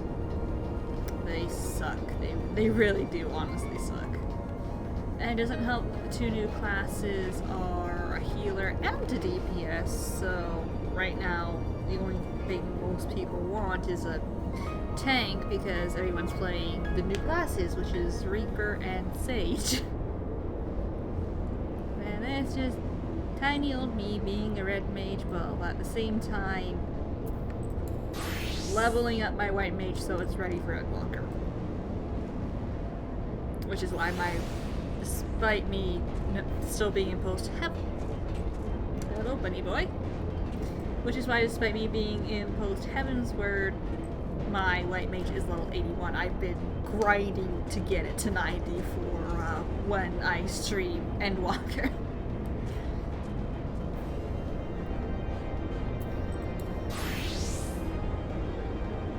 Yes, I can see you over there, bunny boy. What do you want? Now you're just standing there.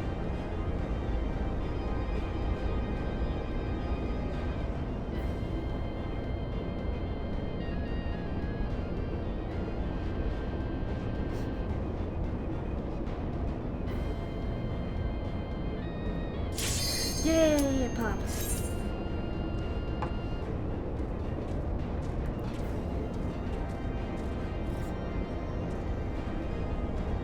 Just need the DPS to wake up now. There we go.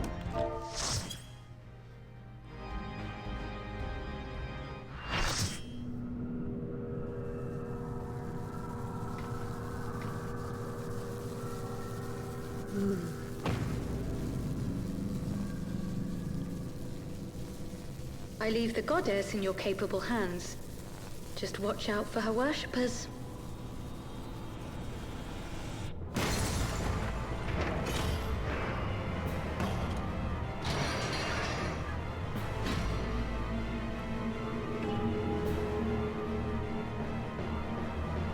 Hello, Sophia.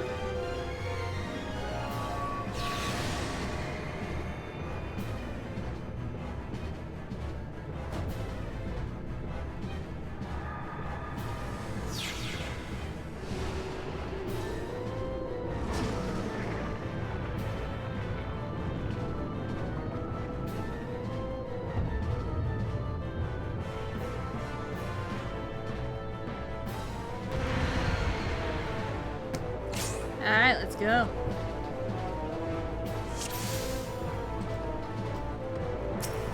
The unenlightened come. Who are you calling unenlightened? Blue?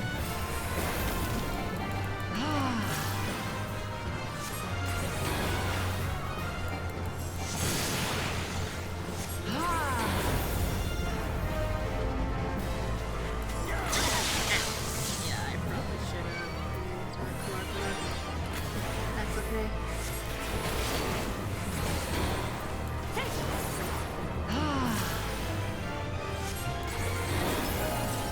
Know you the full weight of death.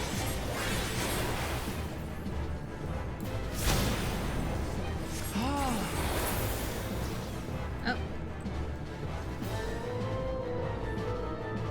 I am returned. welcome back. I'm fighting Sophia. Yay! Oh hey, look at this.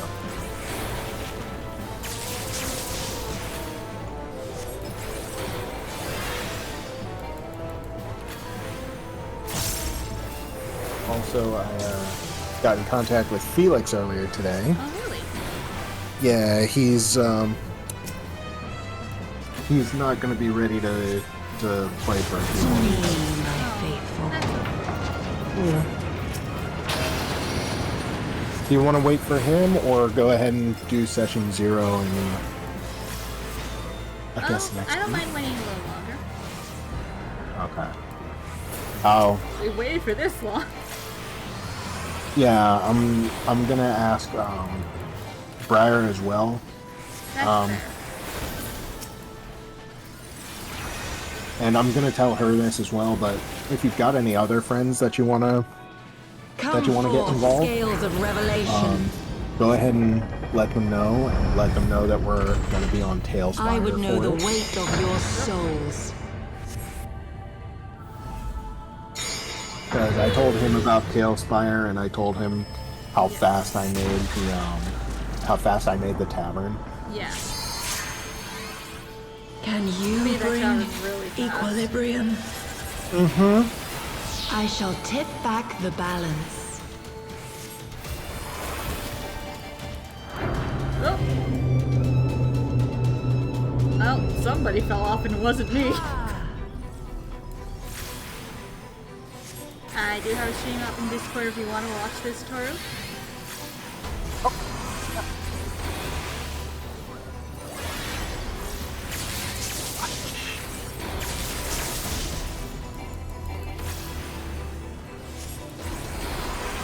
God, I hate this cost. Yeah.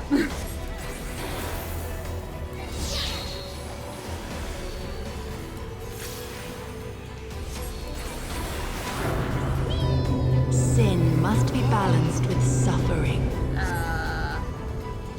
No, it wasn't. I feel like we're supposed to do something for that, but I don't know what we're supposed to do.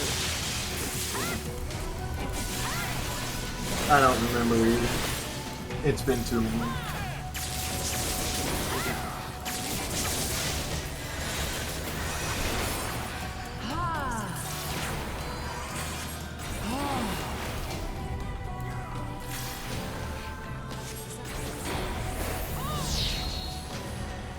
It's like, yeah, I was.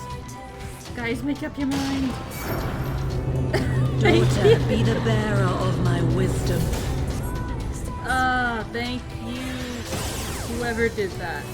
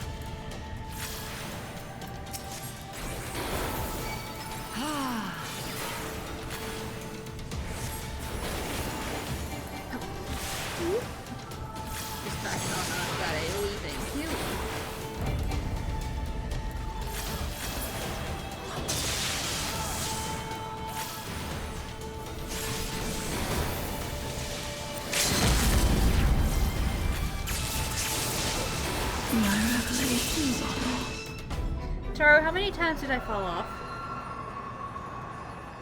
I don't know.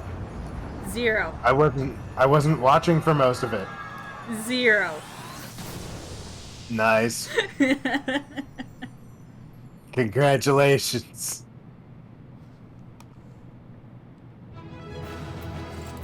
I guess the other one getting my comm.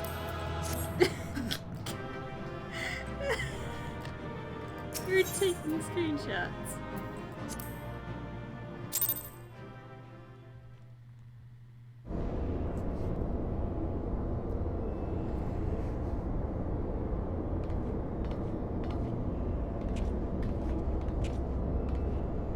I see the goddess is no more. Well done.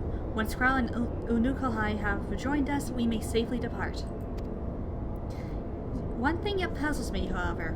How did Sophia's servants come to wake from their slumber? I believe we have the answer to that.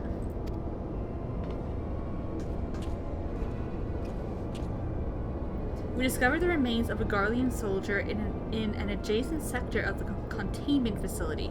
She is likely the fool ventured too close to Sophia during the Empire's previous incursion, and was enthralled for his troubles. Another reminder, if any were needed, as to the incalculable threat posed by these beings. The goddess would not even have been conscious when she claimed the man's will, and yet his mistake granted her the means to release her servants, and would have resulted in her own liberation had we not been on hand to intervene. I do much wonder what the Icon's pawn was capable of so effectively manipulating the facility's containment systems. How came he by such rarefied knowledge? I can English, I swear. No, you can't. God damn it, Toru. I can't help you now. That too is easily explained. During our investigation, Krell discovered a subtle flaw in one of the mechanisms which held the goddess in check. A flaw which had plainly been added intentionally. Upon examining the facility's records of the period, we were able to piece together the story. It was a time towards the end of the Third Astral Era, when the peoples of Residia faced extinction at the hands of the Allegan Empire. Sophia, a being of incomparable cunning, was said to have communicated certain plans to her servants through the medium of a trusted oracle. Following the oracle's instructions, they duly conspired with a rebel faction within Alleg who, we believe, agreed to tamper with the prison intended for Sophia, and then the goddess and her thralls chanced to be captured, though we suspect this had always been their plan. Indeed, the prison was situated at the heart of Alleg, and we think they intend to attack the city from within. They would merely have to wait for the rebels to exploit the weakness in their confines. But the conspirators' dealings with the Mercidians were exposed before they could enact their plot, and all was summarily executed. It seems that the flaw itself remained undiscovered, however, and might have remained so until the end of days had it not been for the actions of the Archbishop, and subsequently the Garleans. I cannot help but wonder what might have come to pass had their scheme been successful. Mayhap the answer lies in the prophecy. Kryl hath the right of it. Its words may be deciphered as thus: The cursed Paul speaketh of Sophia's prison, from which she was supposed to emerge at the agreed hour. The Worm King, meanwhile, can be none other than great Bahamut himself. Then yet a prisoner, whom the goddess did intend to unleash upon Alleg to set right the scales of justice. A foolhardy plan. Had it come to fruition, the two of them would surely have razed the realm. None would have been spared from the devastation, the Mercidians' homeland included. Their home already stood on the brink of oblivion. Mayhap they wished for naught else but to purge the poison of Alleg with primal fire. The tale teaches that... Purge the poison. Purge the poison. Sickness must be purged. Sickness must be purged. Oh, this is a mercy. That was the biggest meme during Heavensward. Right? The tale teacheth us that even the greatest of man's creations may yet be brought low by a single act of treachery. The Allegans are fools to place their trust in technological bondage. To shackle such beings is but to delay the inevitable, not to say that their total destruction shall free us from their menace. Let us return to the Rising Stones, and there consider the final step of this most needful task. Return to the Rising Stones. At least it's not the Waking Sands. Pray return to the Waking Sands. Pray destroy the Waking Sands. Pray destroy the Rising Stones. The threat posed by this facility is far greater than you imagine, Urianger, and one not limited to the icons themselves. Sophia's remaining servants must be put down. Well, he's not technically wrong. Warning, deactivating stasis chamber support systems will result in subject termination. Enter identification code to continue. As terrible as this is probably the right thing to do. Yeah.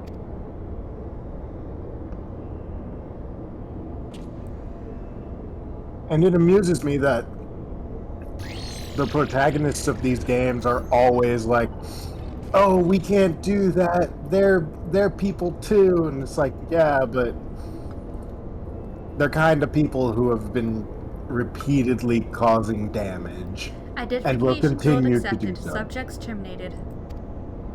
And at this point in the story, they can't undo the influence of a primal yet. So this is really the only option they have.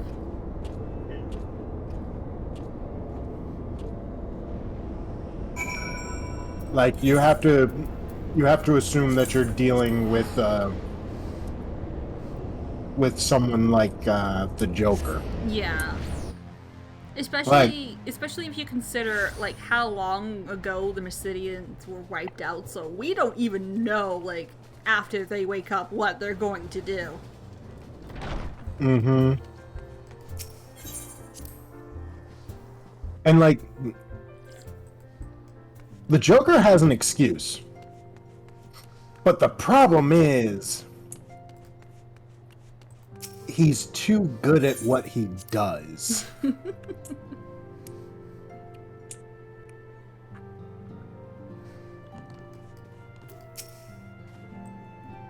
Is on a miss, Warrior of Light. Archon Yushtila mentioned that there was a matter she wished to discuss.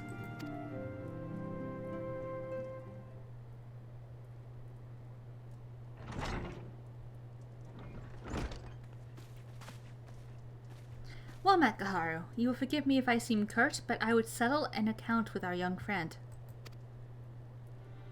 While conducting a final sweep of Sophia's containment facility, we discovered that all of her remaining thralls had perished in their stasis chambers. Was this your doing?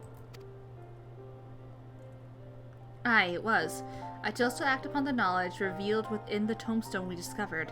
The true purpose of these prisoners is far more horrifying than we first assumed. The Agans were not simply observing the icons and siphoning away their energies. They were conducting experiments in preparation for a far more ambitious project. If you'll recall, both the Fiend and the Goddess were imprisoned within massive spherical structures. These spheres were the prototypes which paved the way for the successful construction of an artificial celestial body. You speak of Dalmud. Aye, the Icon's cages are unmistakably of the same design as the Red Moon. To be plain, the research facility contains the seeds of 3 calamities which might feasibly be visited upon a chosen target. Eliminating one of them necessitated the destruction of the goddess's slumbering thralls. A distasteful task unbefitting one such as the Warrior of Light. Thus did I resolve to perform the deed myself.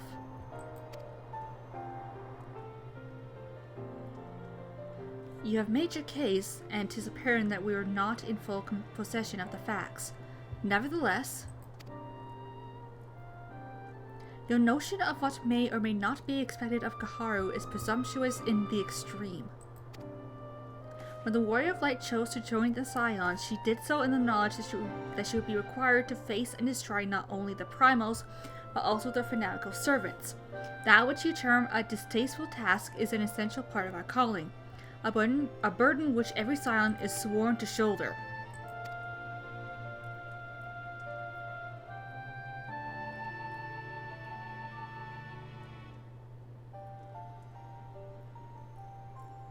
I see. 'Twould seem I misjudged the depth of your resolve. No matter. Assuming I have made myself understood, we need not speak of it again. There is, however, one other subject which merits discussion. You determined that Sophia's thoughts were awoken by a Garlean soldier who had somehow gained access to the containment area, did you not?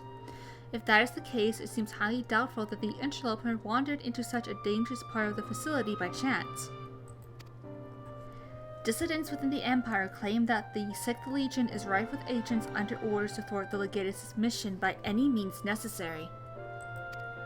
Lest you imagine that we have allies in Garlemald, I should clarify that their motives are wholly uncharitable. Regula Van Hydrus rose to the top of the Garlean military on merit alone, and is fiercely loyal to the Emperor for recognizing his efforts. His compeers, by contrast, rose to the favor of the established order, and would accordingly do anything to see him fail. Well, that just seems rude. Right.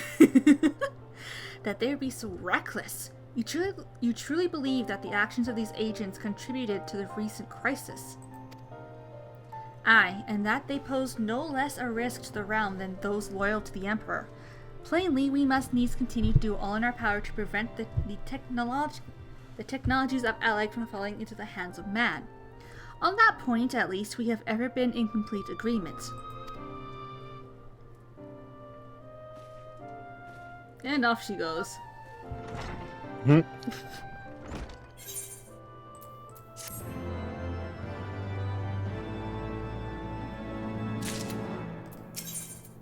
I honestly want to see more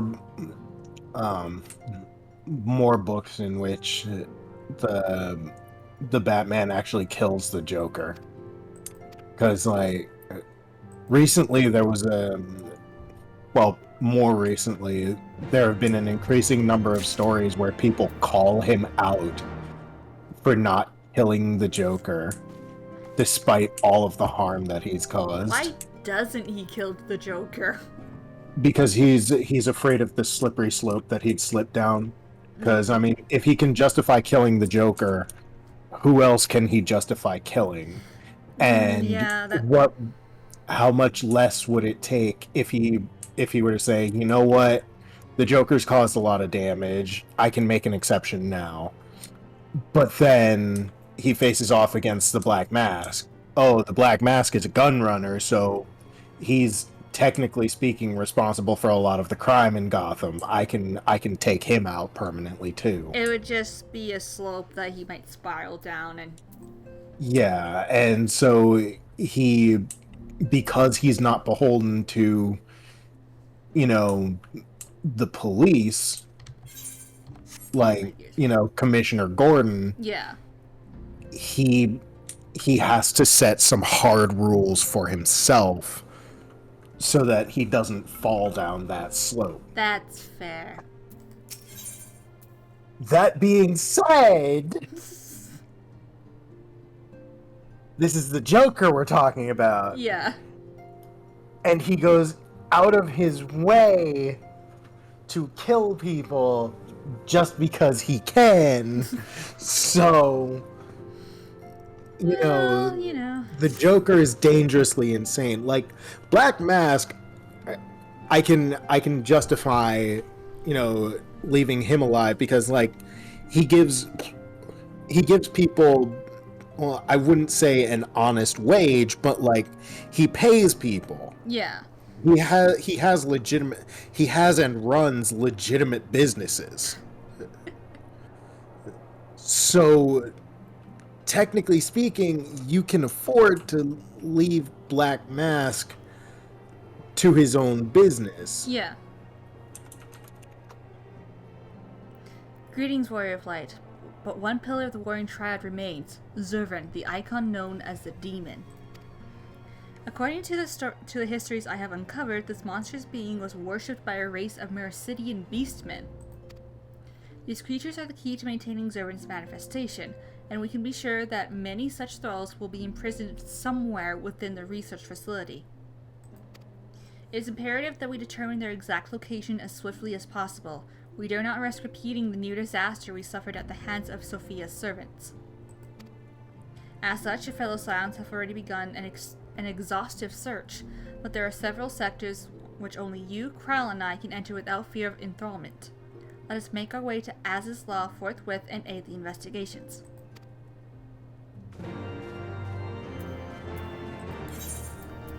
Back to Az's Law. There's been increasing amounts of people who have been calling out Batman for not just axing off the Joker.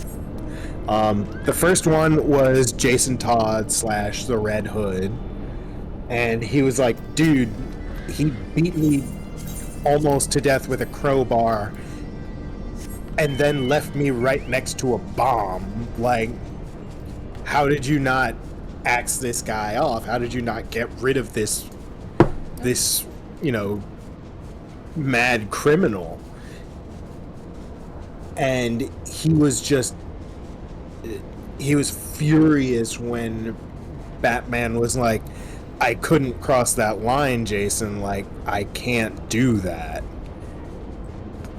And Jason spent years trying to axe off the Batman and getting increasingly frustrated that the Batman wouldn't let him axe off the Joker. And then there's also, more recently, there was a woman who decided to start working as a vigilante who did so because her son was axed off by the Joker. And, you know, Batman caught her and he was like, I can't let you do this. You have to stop. This isn't acceptable. Yeah. And she's like, okay, but you could have taken out the Joker and spared my son, spared hundreds of people, their sons and daughters and sisters and brothers and parents. Why haven't you? You're fully capable of it. We've all seen what you're capable of. You're smart and skilled enough to do it easily and get away with it and make it look perfectly legal. So why haven't you? And the Batman essentially says, I have to be necessarily limited, I believe is the words that he used. And she's just looking at him like, what the fuck are you talking about? Like, what do you mean necessarily limited? And he's like, oh, because a soldier listens to his commanding officer, he is not necessarily limited because all he has to do is follow orders. Yeah. I, however, do not follow orders. I have no one that I answer to, and so I must be necessarily limited because I am not answerable to anyone else, which means that I have to put limits on what I'm able to do. Which makes sense, honestly. That does make sense, but you have to remember we're talking about taking out the Joker. That is also true. That's kind of the flip side of this. Yeah, like, you have to put hard limits on what you will and will not allow yourself to do, but you also have to put hard limits on what kind of exceptions you can make. Yeah. Like, I'm pretty if sure it the were Joker me, should be one of these exceptions. yeah, if it were me, like, Black Mask, I'd be like, okay, you know what? You're a gun runner. You deal in bad pills. You do all sorts of illegal stuff. But at the same time, you also have legitimate businesses. You pay people wages that allow them to live and to support their families, Because the Black Mask, believe it or not, was a really good boss.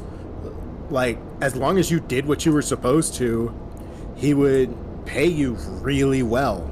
He would pay you a good salary. He would give you health insurance, dental. You had all sorts of benefits. Like, Black Mask was a really good boss. So, killing him off and thus causing his business to collapse would kind of cause problems with the economy in Gotham. Yeah. So putting him behind bars instead of just taking him out is acceptable because he's doing a lot of good. Like, he's doing a lot of bad in Gotham, but he's also doing a lot of good. Yeah. Kaharu, it is good we caught you. The facility has been swarmed by Imperial troops. By their standards did we judge them soldiers of the Sixth. I once more doth the Regula von Hydra stretch forth his hand to seize the forbidden fruits of Alec, and once more have our meticulous wards been swept aside like so many cobwebs. Your meddlesome wards were destroyed from within by the pulsating energies of an icon. Hey, look who it is! Oh shit, it's Regula Van Hydrus, his own damn self. Nay, put up your weapons and listen. The followers of Zervin have awakened, and they toil to rouse their master. The demon's worshippers yet slumbered when we confronted Sophia. Could the tampering of her thalls have been more widespread than we thought? They shared a common enemy. 'Tis not unthinkable that they would seek to free all those the Elegants had imprisoned. Yes, the cage doors are open, and whilst you stand here quibbling over who picked the locks, my soldiers are inside the facility risking their lives and their sanity. They have volunteered to face death to prevent Zervin's servants from waking him in the fullness of his power. Now, assuming you have at least understood the gravity of the situation, it is time that I rejoin them. But you cannot hope to succeed. The icon will enslave the minds of any who draw near. Thus did I seek out those with the power to resist his influence. Aid us, and mayhap my men will not perish in vain.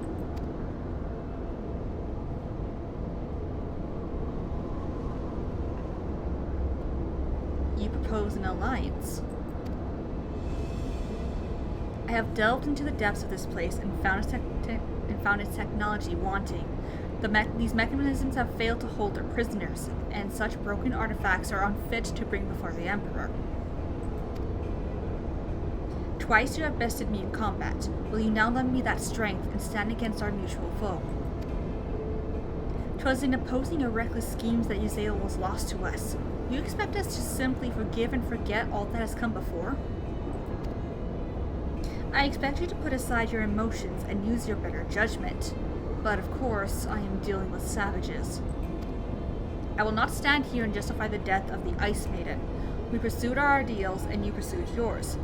Such was the result. And mayhap you might consider another point.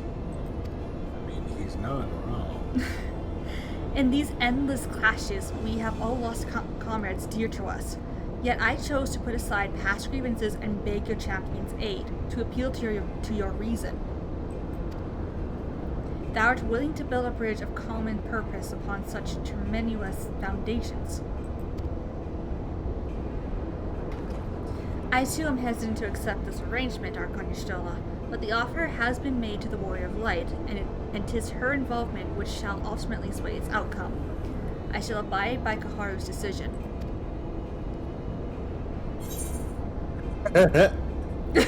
Really? It's just like, do we want an alliance with these Garleans, or are we gonna keep, letting them die? Well, really, Zurban must be stopped. If he's free, he absolutely must be stopped. Yeah.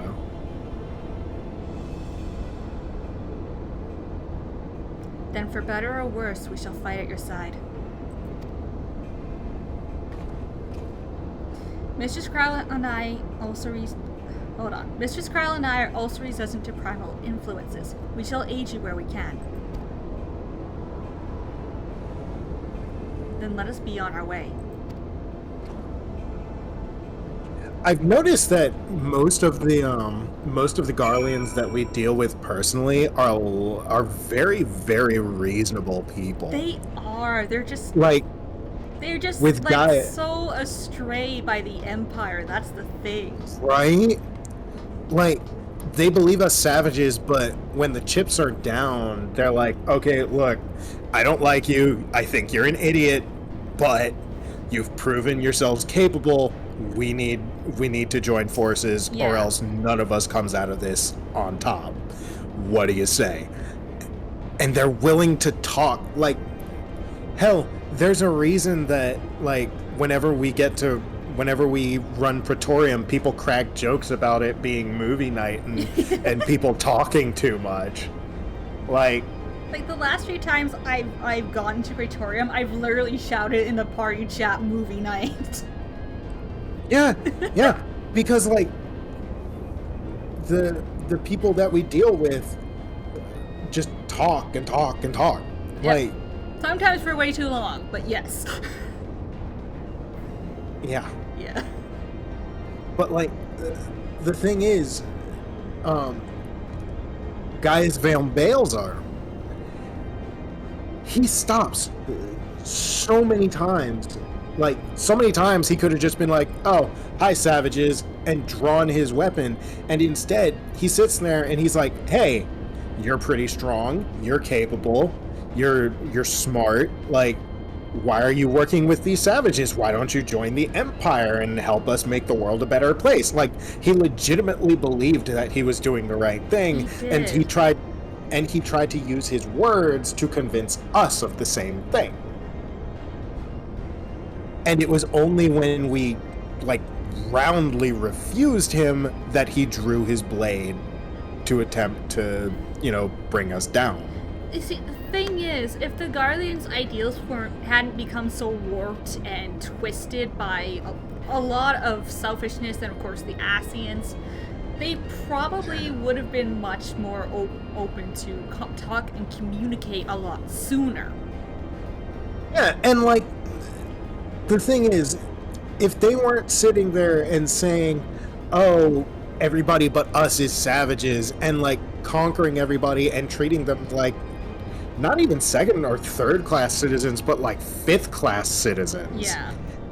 Essentially, then people would have been a lot less against them. Like, if they came in, conquered, and were like, okay, business as usual, but like hand us like 15% of you know, all of your GDP or whatever, and like we'll have soldiers posted in your territories, but like, and like we'll have soldiers posted here. We require, you know, X amount of men every so often, and you know, we require X amount of supplies from you guys, but otherwise, you know, do your normal shit.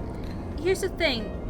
When they first started doing this, I'm pretty sure that's how it started out, but then you see areas like Almigo and Moldona who just became this ball of twisted corruption that just festered hatred and malice towards the Empire because of what they were doing to the people there. Yeah. I'm online, by the way. Do you want to join the... Hold on, I need to figure out this is an instance first. Our companions have already passed through the research facility. We should not lag behind. This is either going to be an instance or just a cutscene.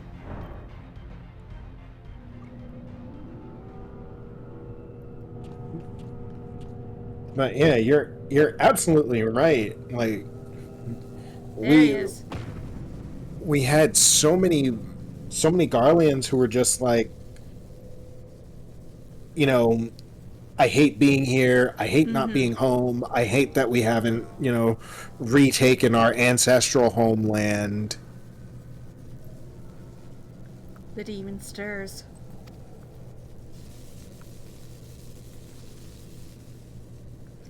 Like a suckling babe, he feedeth upon the ether siphoned onto him by his thralls. We must needs deprive him of this sustenance. Then we destroy those devices.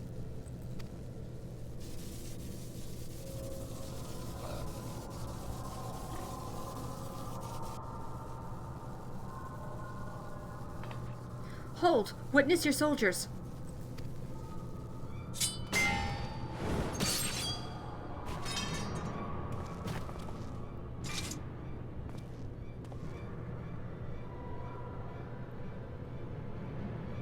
They have turned one against the other. Even half awake, Zervin corrupts and converts those who enter his aura.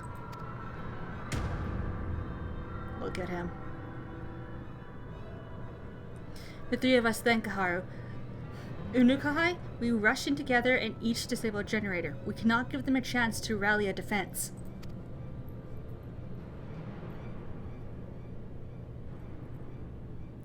There are four mechanisms by my count. If I can avoid the icon's masma, my blade will make short work of the last one. We, all of us, have pledged our lives to... Keep your lives. I would rather you tend to my fallen. Some may yet survive with their minds intact.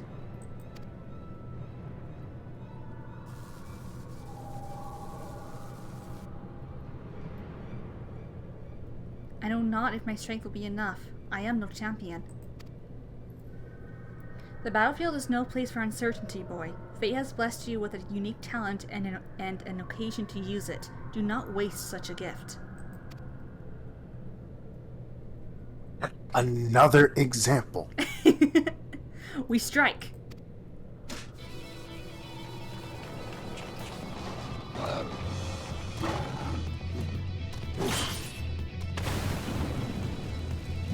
They exploded.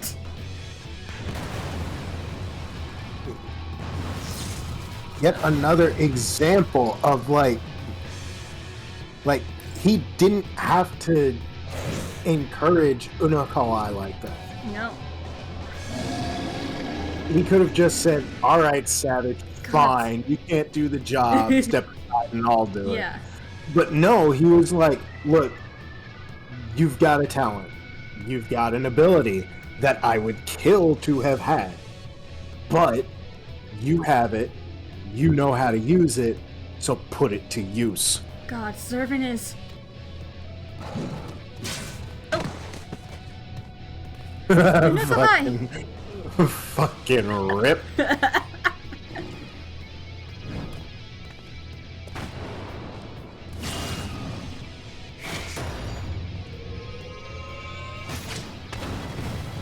I want that sword. Right? Uh-oh.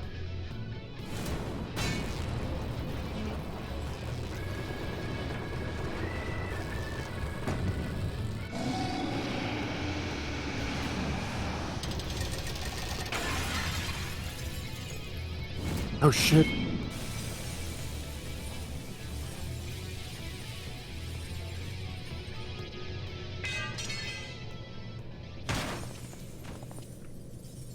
The blade fell before regular Van Hydrus did.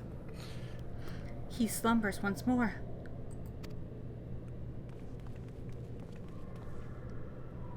You saved me. Why? I told you, boy. Yours is a gift too precious to waste. A gift the Emperor may one day have need of in his war upon these untamable icons. Emperor Varus, he raised me up from the ranks, stood against my detractors. I gladly give my life in his service. You must finish this. Slay these leeches upon our star. Kill them all. Kill Zervin.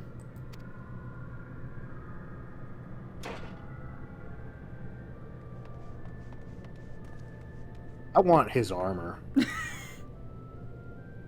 Toru, the dude just died. So, I'm taking that armor. We must needs withdraw and prepare our assault. At the cost of his very life, the legate hath prized open for us a window of opportunity.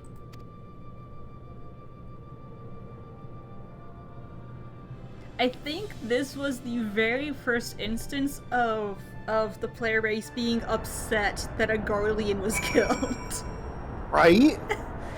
Because it was sad. I remember, like, when I first ran through this, there's a group of us just standing around here, standing around him while we waited for the queue to pop, just giving our respects to him for what he did. Yeah, because he was a good dude.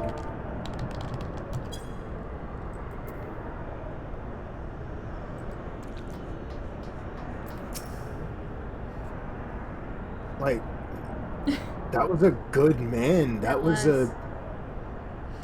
He's dead. Had I only been stronger.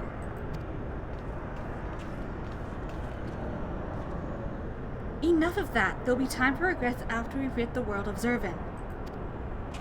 Kryl has the right of it. The demon has fallen back into torpor for now, but we must act swiftly if Regula's death is to have meaning. The survivors speak of an army of thralls loose in the facility, and we must assume that these followers continue their efforts to awaken the icon. Let us then concentrate upon diverting them from their task. Mistress Kryl and Master Unukahai, prithee secure the controls to Zervin's shackles and limit the restoration of his might. Archon Y'shtola and I shall forge ahead and strike down those thralls as would seek to harry you. Warrior of Light, thine is, as ever, the most perilous duty. Gather thee thy trusted companions and extinguish from this realm the fires of the demon himself.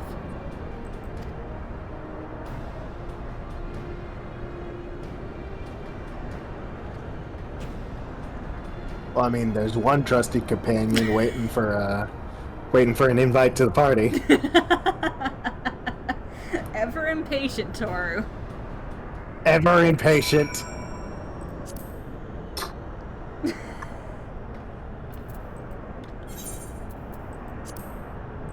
Alright, hold on. You have me on your friends list. I know, but I'm streaming and I don't want people to look at my friends list to see who's on there. Oh, that's fair. Privacy! Because those... Man, fuck no privacy. Yeah, for those on my friends list, I would prefer to let them keep their privacy. That's fair. Yeah.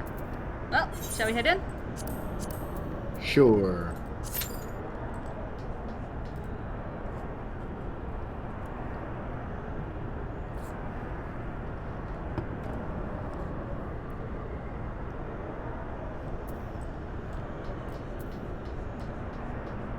poor man.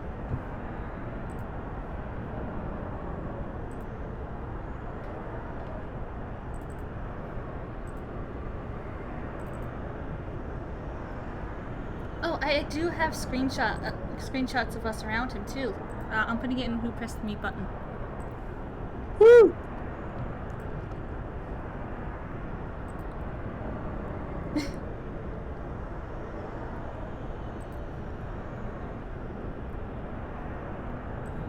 Us just paying our respects to him. Yeah, and like, doesn't matter who you are, you have to respect a man who gives his life to save his enemy from another enemy. And again, I think this was the first time anyone got upset about a Garlean dying. Yeah. When I volunteered for this mission, it was in the knowledge that my death would serve a greater purpose. We fell too quickly. Too quickly. We will bear the Legate's remains back to Garlemald. His favorite blade was shattered, but may your weapon claim vengeance in its stead. Like, if his weapon wasn't broken, I would be like, yo, let me use it. We would to strike probably this have thing taken down. it if it wasn't broken. Probably? Yeah. Oh, I absolutely would have taken it. That's a nice weapon. Here, I'm gonna do the salute for him. Just for him. There we go.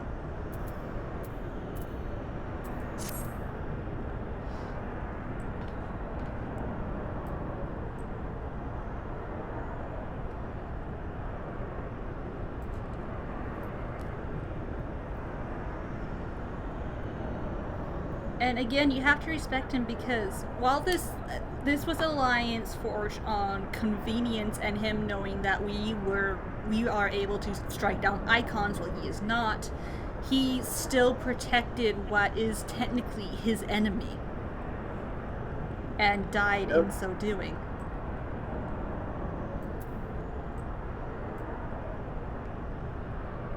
Yeah, you have to respect someone like that. Yeah.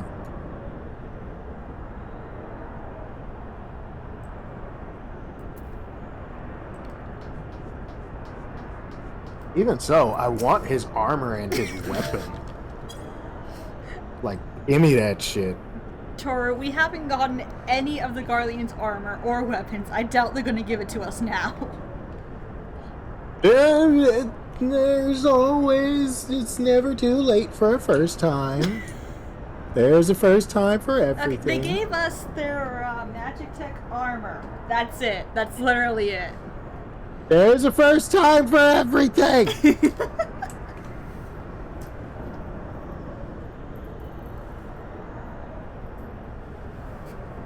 But out of the helmet designs, his is the least ridiculous looking, honestly. Right? I want that shit. Although I do wonder if like, he gets stuck in doorways sometimes. Guy has definitely got stuck in doorways more than once with that helmet of his. Wait, Gaius? Yeah, because he had the two horns that were kind of sticking out at the sides on his helmet. Oh, right. Well, I mean, I don't think they stuck out that far.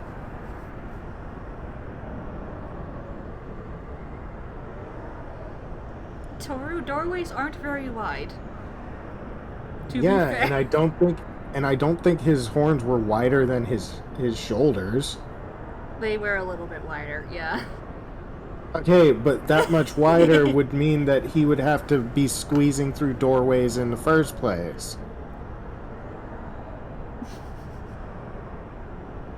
Like, they weren't that wide. Go look up his armor and then we can decide.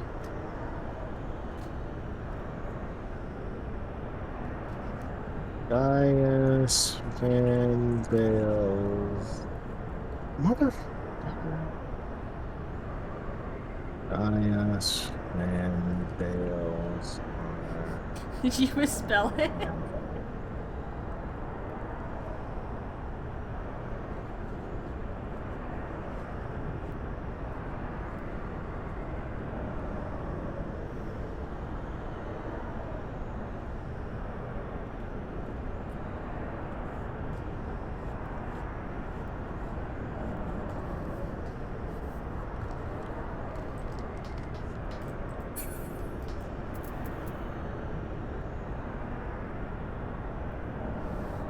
Okay. I'm sending the image to who pressed the mute button. That does not look all that much wider than his shoulders. Oh, no, it doesn't. It still looks dumb, though. Yeah, it kind of looks goofy.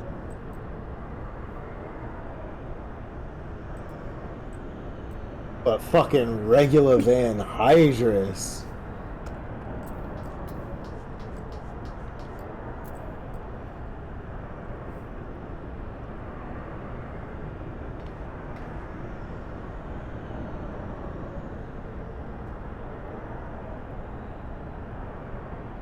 Like, I'ma be real, I want that shit. And I want that sword. We can't have the sword, it broke.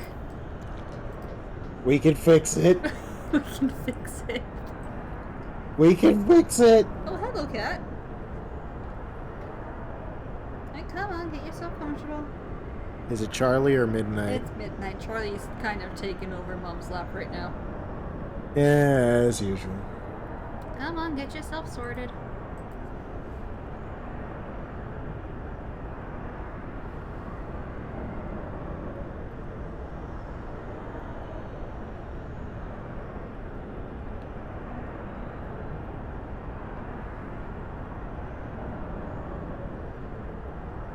There you go.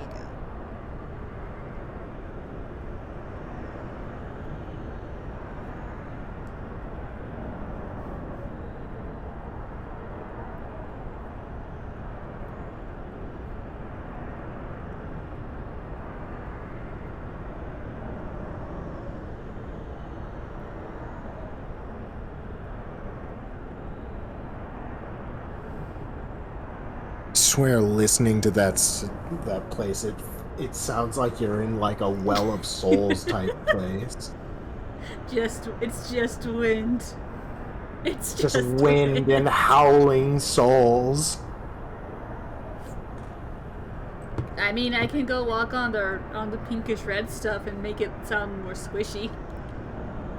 No, please no.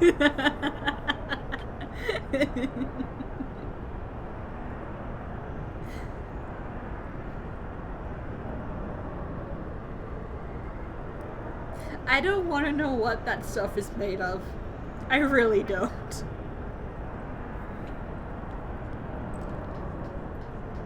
We can speculate all day, but I mean... I don't think we want to know what this is. Yeah, no. No.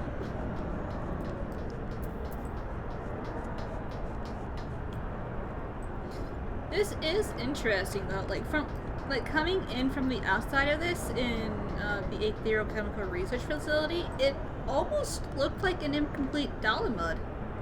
Almost. Yeah.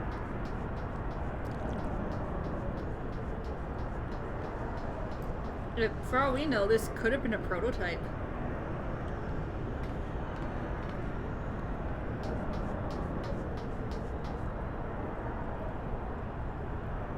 I still want to know what the hell those panels do, though. Like, look at them.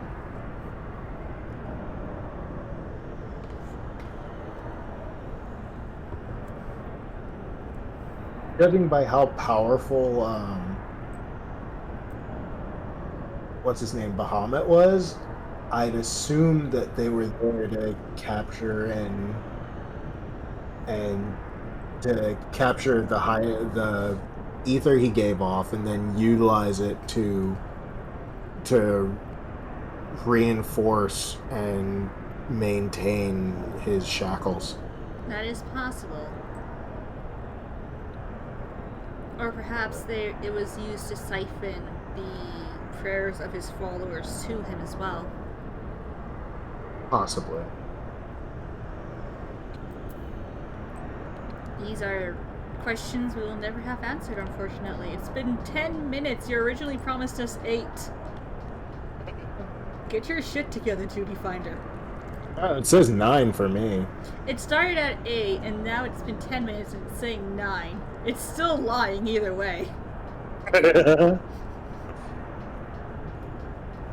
Hey, we got another DPS though, look. Yeah, we got another DPS, both of our tanks. Now we're just waiting for another DPS and a healer.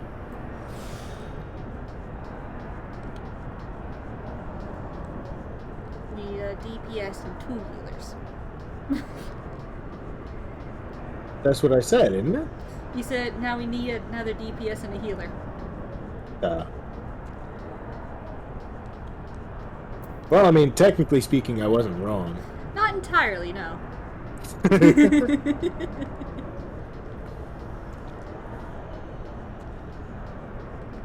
It's now been 11 minutes.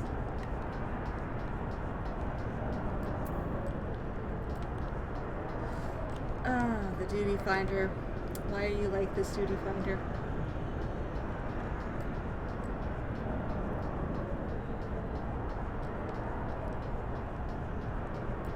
Okay, midnight. I know doing Starfish Pause means you love me, but it hurts when you're doing it into my thigh. You need to stop this. It hurts when you do it into my thigh.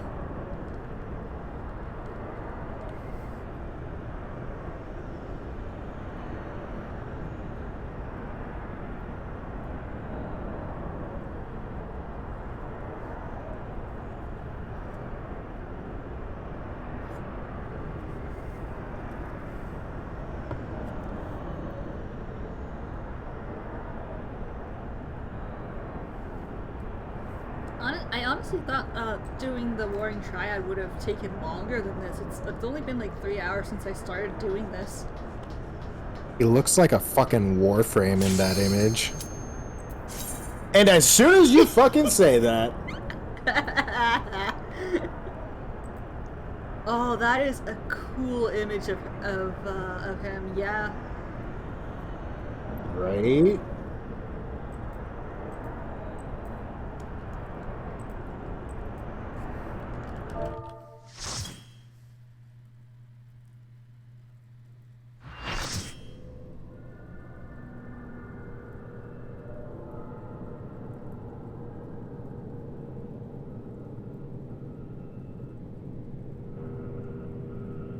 There's been enough sacrifice for one day.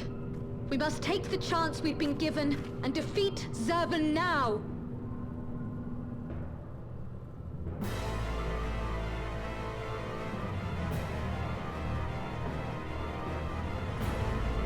There he is.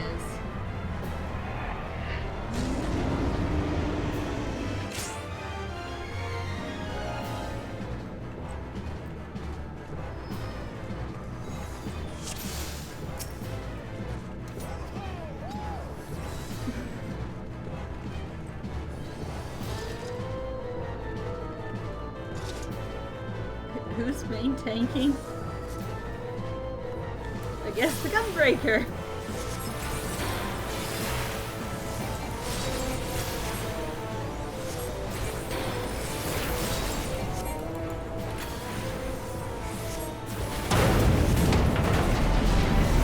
Right, he takes out the platforms.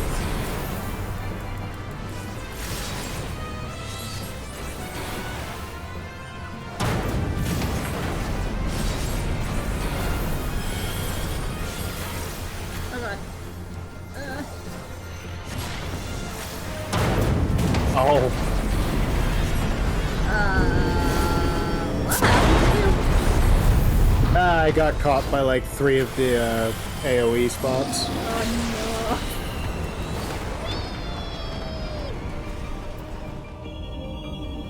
He is free! Good And evil, very, the very war ugly. Eternal.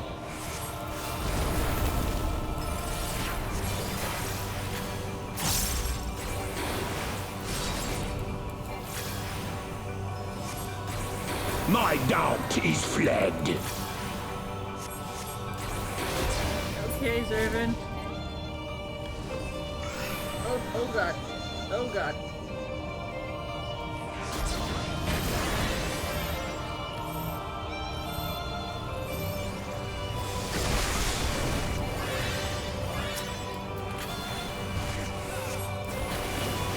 Trying to go away from that miss. Midnight stop. stop putting your paws in my thigh, please. That's painful.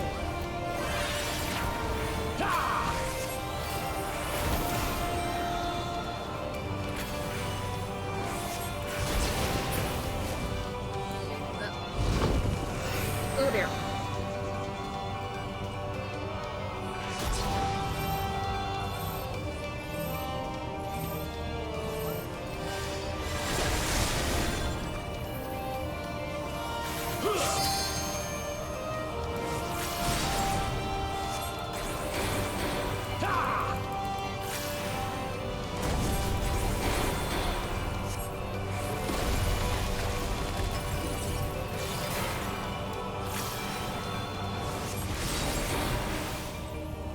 I shall rise above all. Yeah.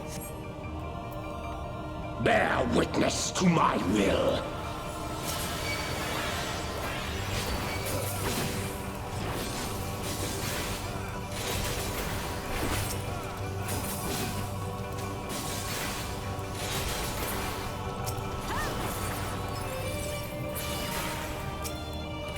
This spawn was like right beside me. Oh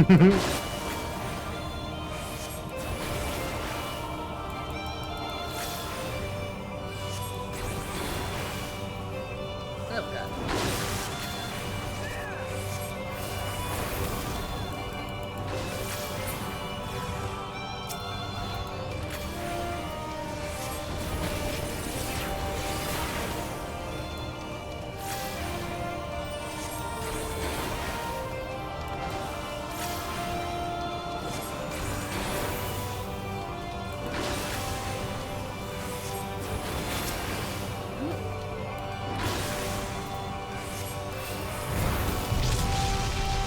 I can't see. Yep.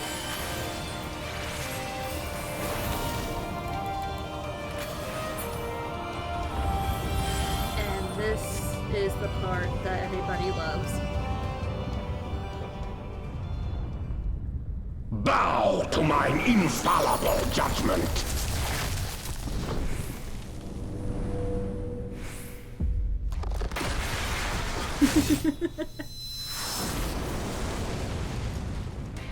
Oh, the other inmates just got up too.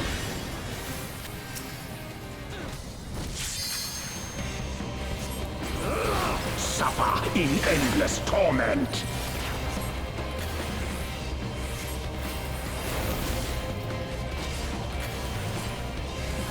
Oh, that poor red mage.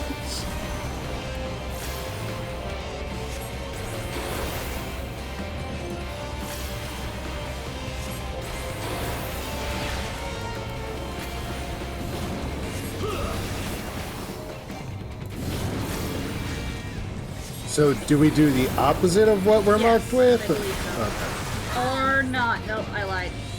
Yep. I think everybody got confused.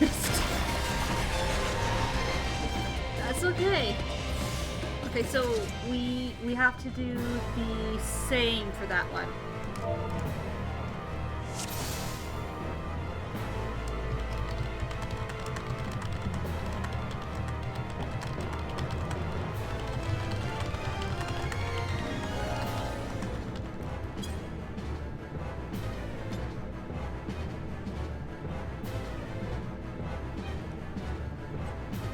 Okay.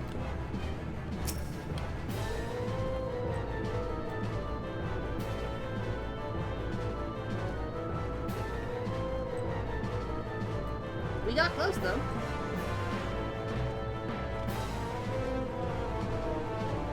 How close were we? I was paying more attention to the AoEs and what I was doing then. He shifted to his second phase and did his giant. That tells me nothing. Okay, he shifted to his second phase. He dropped us down, shifted to his second phase, did his giant ice attack, so we were more than halfway down on him. Awesome.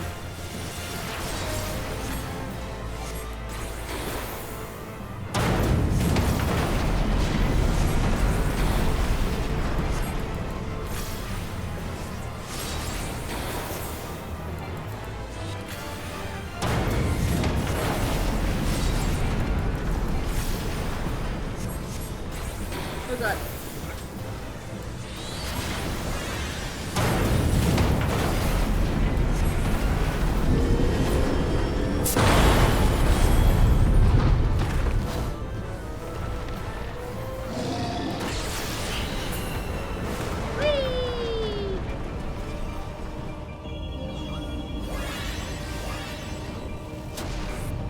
Good and evil, the war eternal. Yes, yes, we know, Zervin.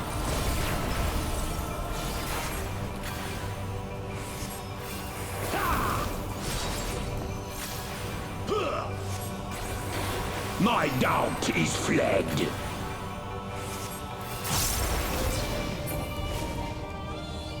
Son of a bitch. Toru, you're supposed to get away from me. I accidentally ran into the edge of the arena. For some reason, it didn't kill me though, so I'm kind of questioning that.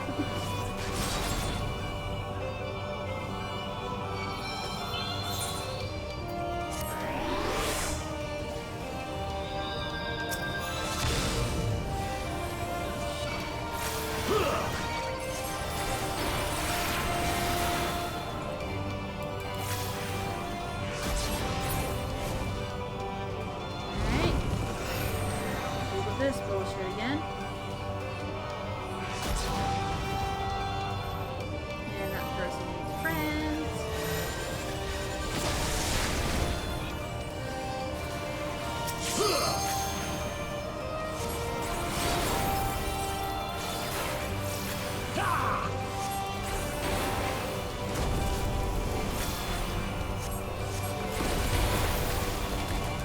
Now he's going to do his phase shift.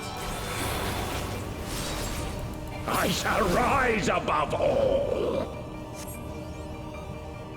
Bear witness to my will.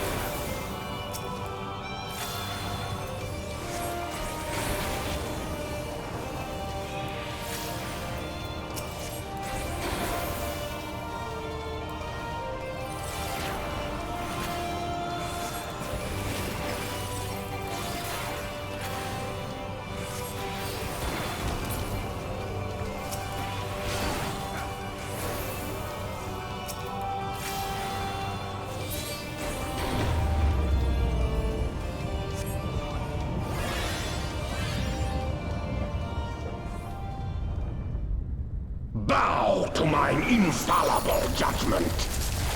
You have to admit though, this part is pretty cool. Yeah, it's fucking.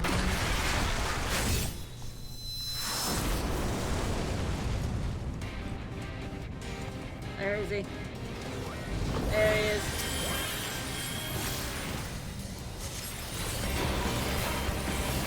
Suffer in endless torment. I don't know, thank you. Okay,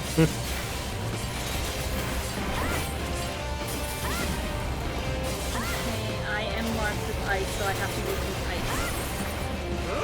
Oh. Yeah, that was my stupidity. Well done. Thank you.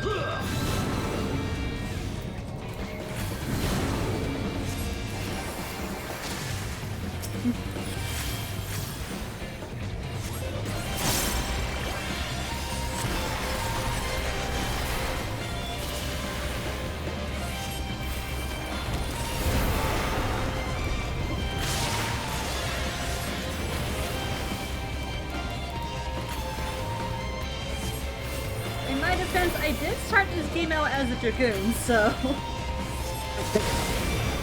you know. I started out as an Arcanist. and then went to Summoner. Actually, no. I started out as a Pugilist. Oh god. This person needs friends.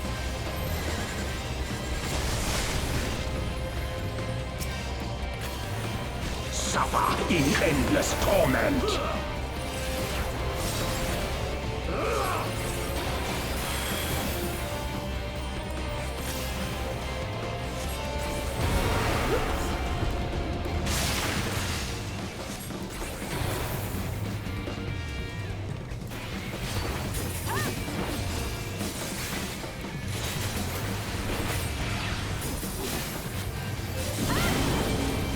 I need ice.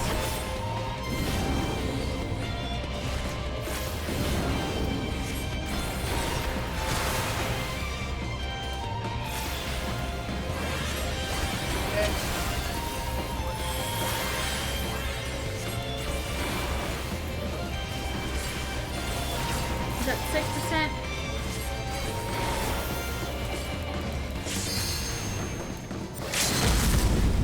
Aww. Has my equivocation cost me this contest? You did it. Was that the summoner? Yeah, that was the Summoner. Neat. There we go. He's down. He's I down, was so everybody. mad. I was literally waiting for the moment that we hit LB3, and then I was gonna use it. Fucker stole my LB3.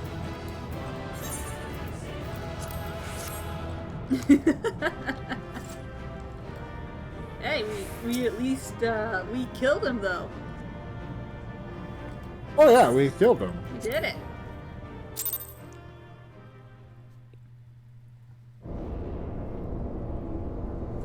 You couldn't fall off my lap if you do that. Incredible as always, Kaharu. Hopefully that will be the last our world sees of the likes of Zervan. Every one of his stalls has been slain as far as we can determine. Our victory over the Warring Triad is complete. An impossible feat had we not been blessed with your cooperation. Let us not forget the efforts of regular Van Hydrus and his men. Without their noble sacrifice, the demon would have awoken far sooner and possessed of far more formidable energies. The bodies of the fallen now accompany the survivors on the return journey to Garlemald. 'Tis known that the Imperials recognize no god, yet they would honor the dead in their own fashion. And when next we meet, our fleeting alliance will surely be forgotten. 'Twas an interesting exchange, nonetheless. They spoke of their present ruler as a man who values self-sufficiency. Varus befriended Regula in the youth, it seems, and was highly impressed by his martial prowess. 'Tis common knowledge that Regula's rise to legatus was in great part advocated by the Emperor himself. Regula freely admitted his shortcomings when it came to politics, and it was Varus's unconditional support that served to win his undying fealty.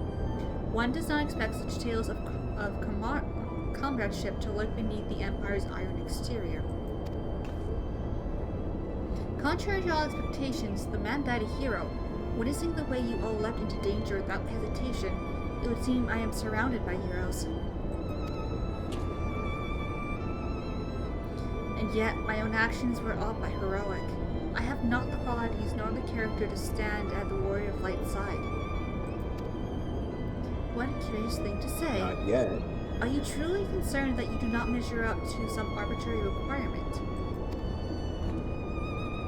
If you knew the path I walked to reach this place, then you would understand why I doubt myself so. Return with me to the Rising Stones, and I shall tell you of it.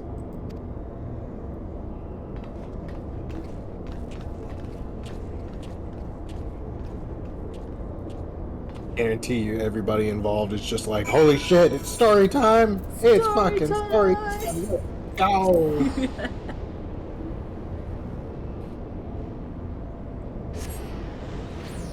I had to put my arm under Midnight's head because otherwise he would have just slid off my lap. He's very comfortable right now though. He's a comfy kitty. Yes, you are.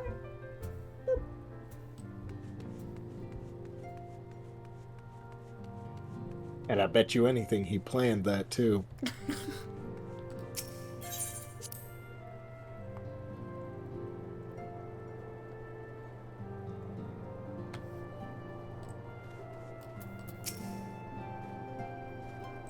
The victory over Zervin, the Warring Triad, is finally defeated. I am afraid, however, that my own efforts have often been more hindrance than help, and you and your fellow Scions deserve to hear the reasons behind my actions. Thank you for washing my hand, Midnight.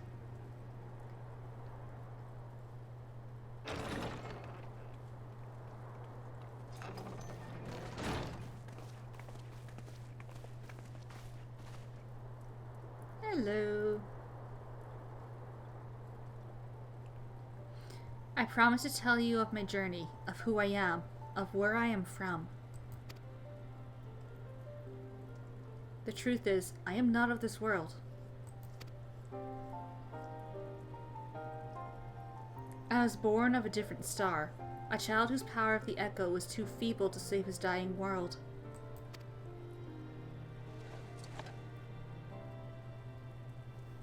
A child who, unlike you, never became a warrior of light. When all I knew stood on the brink of destruction, I was yet half grown. Had I been born but a handful of years earlier, history may have written a different tale. The seeds of other heroes that had yet to fully sprout may not have withered and perished. The star I failed to save is known to you as the Void.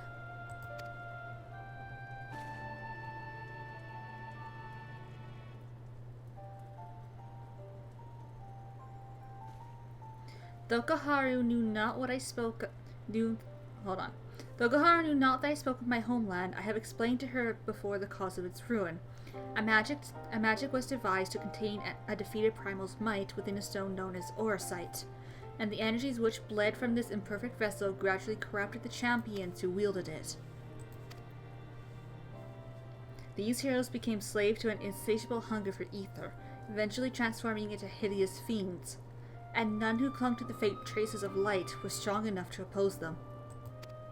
The demons next turned upon each other in a war which drained the land's ether in ever greater amounts, until one day the star was suddenly swallowed in a flood of darkness, an entire world unmade in an instant.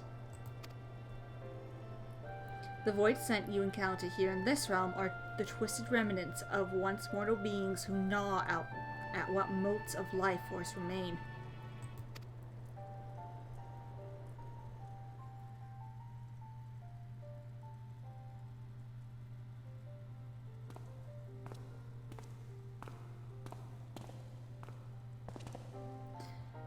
And as I lay dying, beaten and broken in my failed last stand, 'twas my present master who found my tormented spirit and bore me away to the rift betwixt worlds. 'Twas he who first introduced me to Urianger. At my mentor's feet did I learn of the nature of reality, of the existence of mirrored worlds and the eternal struggle between light and dark.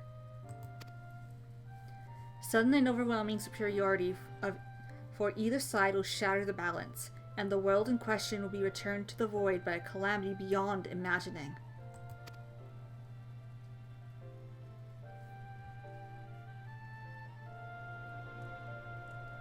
As the self-appointed custodian of this balance, my master warned me that the source, the first of all worlds, slips perilously close to oblivion.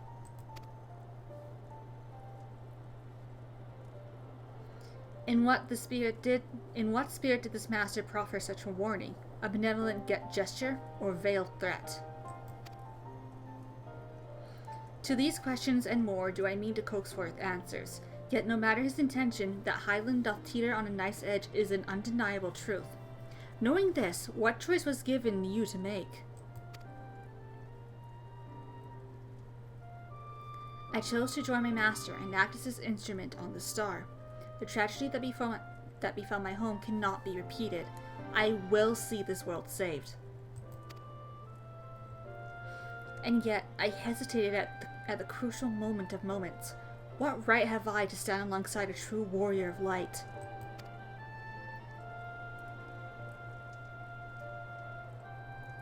In thine own words, thou wert called before thy time, and I offer that thou dwellest overmuch on the question of what maketh the hero. The search for the answer leaveth thee paralyzed by doubt. Heed me, Master Unukalai. Thou needest not believe thyself a hero to perform great deeds. 'Tis the deed itself which earneth thee the hero's mantle. Aye, the ideals you hold can be less important than having the faith to act upon them. Regulus' loyalty to the Emperor guided his actions until the last, and though we did not see eye to eye on many things, his final deeds can be called not less than heroic. Personally, I find that faith in my companions allows me to act unhindered by uncertainty.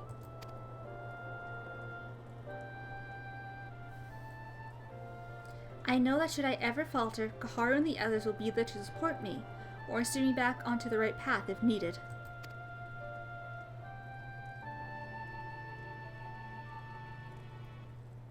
I see. In the days leading up to my world's destruction, I was entirely alone. I never knew what it was to have such comrades. I cannot imagine the loneliness you must have felt, but look around you now, Unukalai. You're not alone anymore.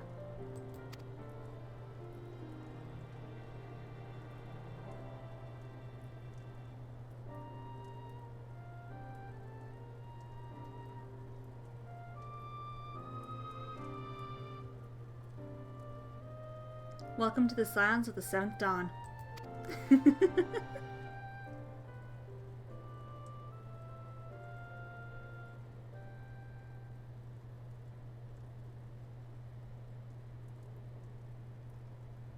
I will fulfill my promise to save this world, and when I stumble, I shall be glad to have your hands there to steady me. My apologies. This is difficult for me. For so long I have spoken from behind a mask.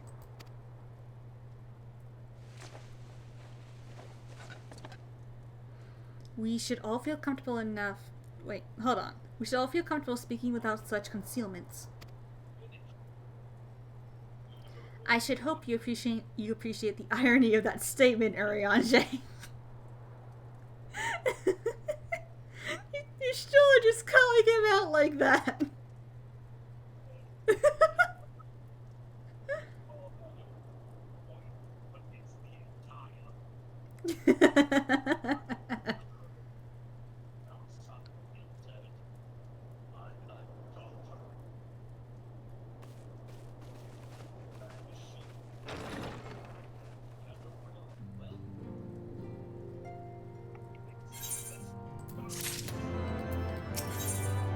And there we have it. That was the Warring Triad. Woo! And a little more insight as to what exactly the Void is. It's the 13th, isn't it? Or Yep. What's left of the 13th. But, okay, so it was originally the 13th, but Yes. Igeorm, the Ascian that we kill alongside La Habrea, or Oh at least... yes, the Ascian never did exist until she's on screen. Yeah, Igeorm was in charge of leading the 13th Shard's rejoining. Yes. However, she fucked it up. She moved too fast, and instead absolutely fucked the balance of ether there. So now it is unusable in regards to using it for rejoining. And it's also where we get our void sent from that tend to sometimes intentionally and sometimes not intentionally spill over into the source. Mm-hmm.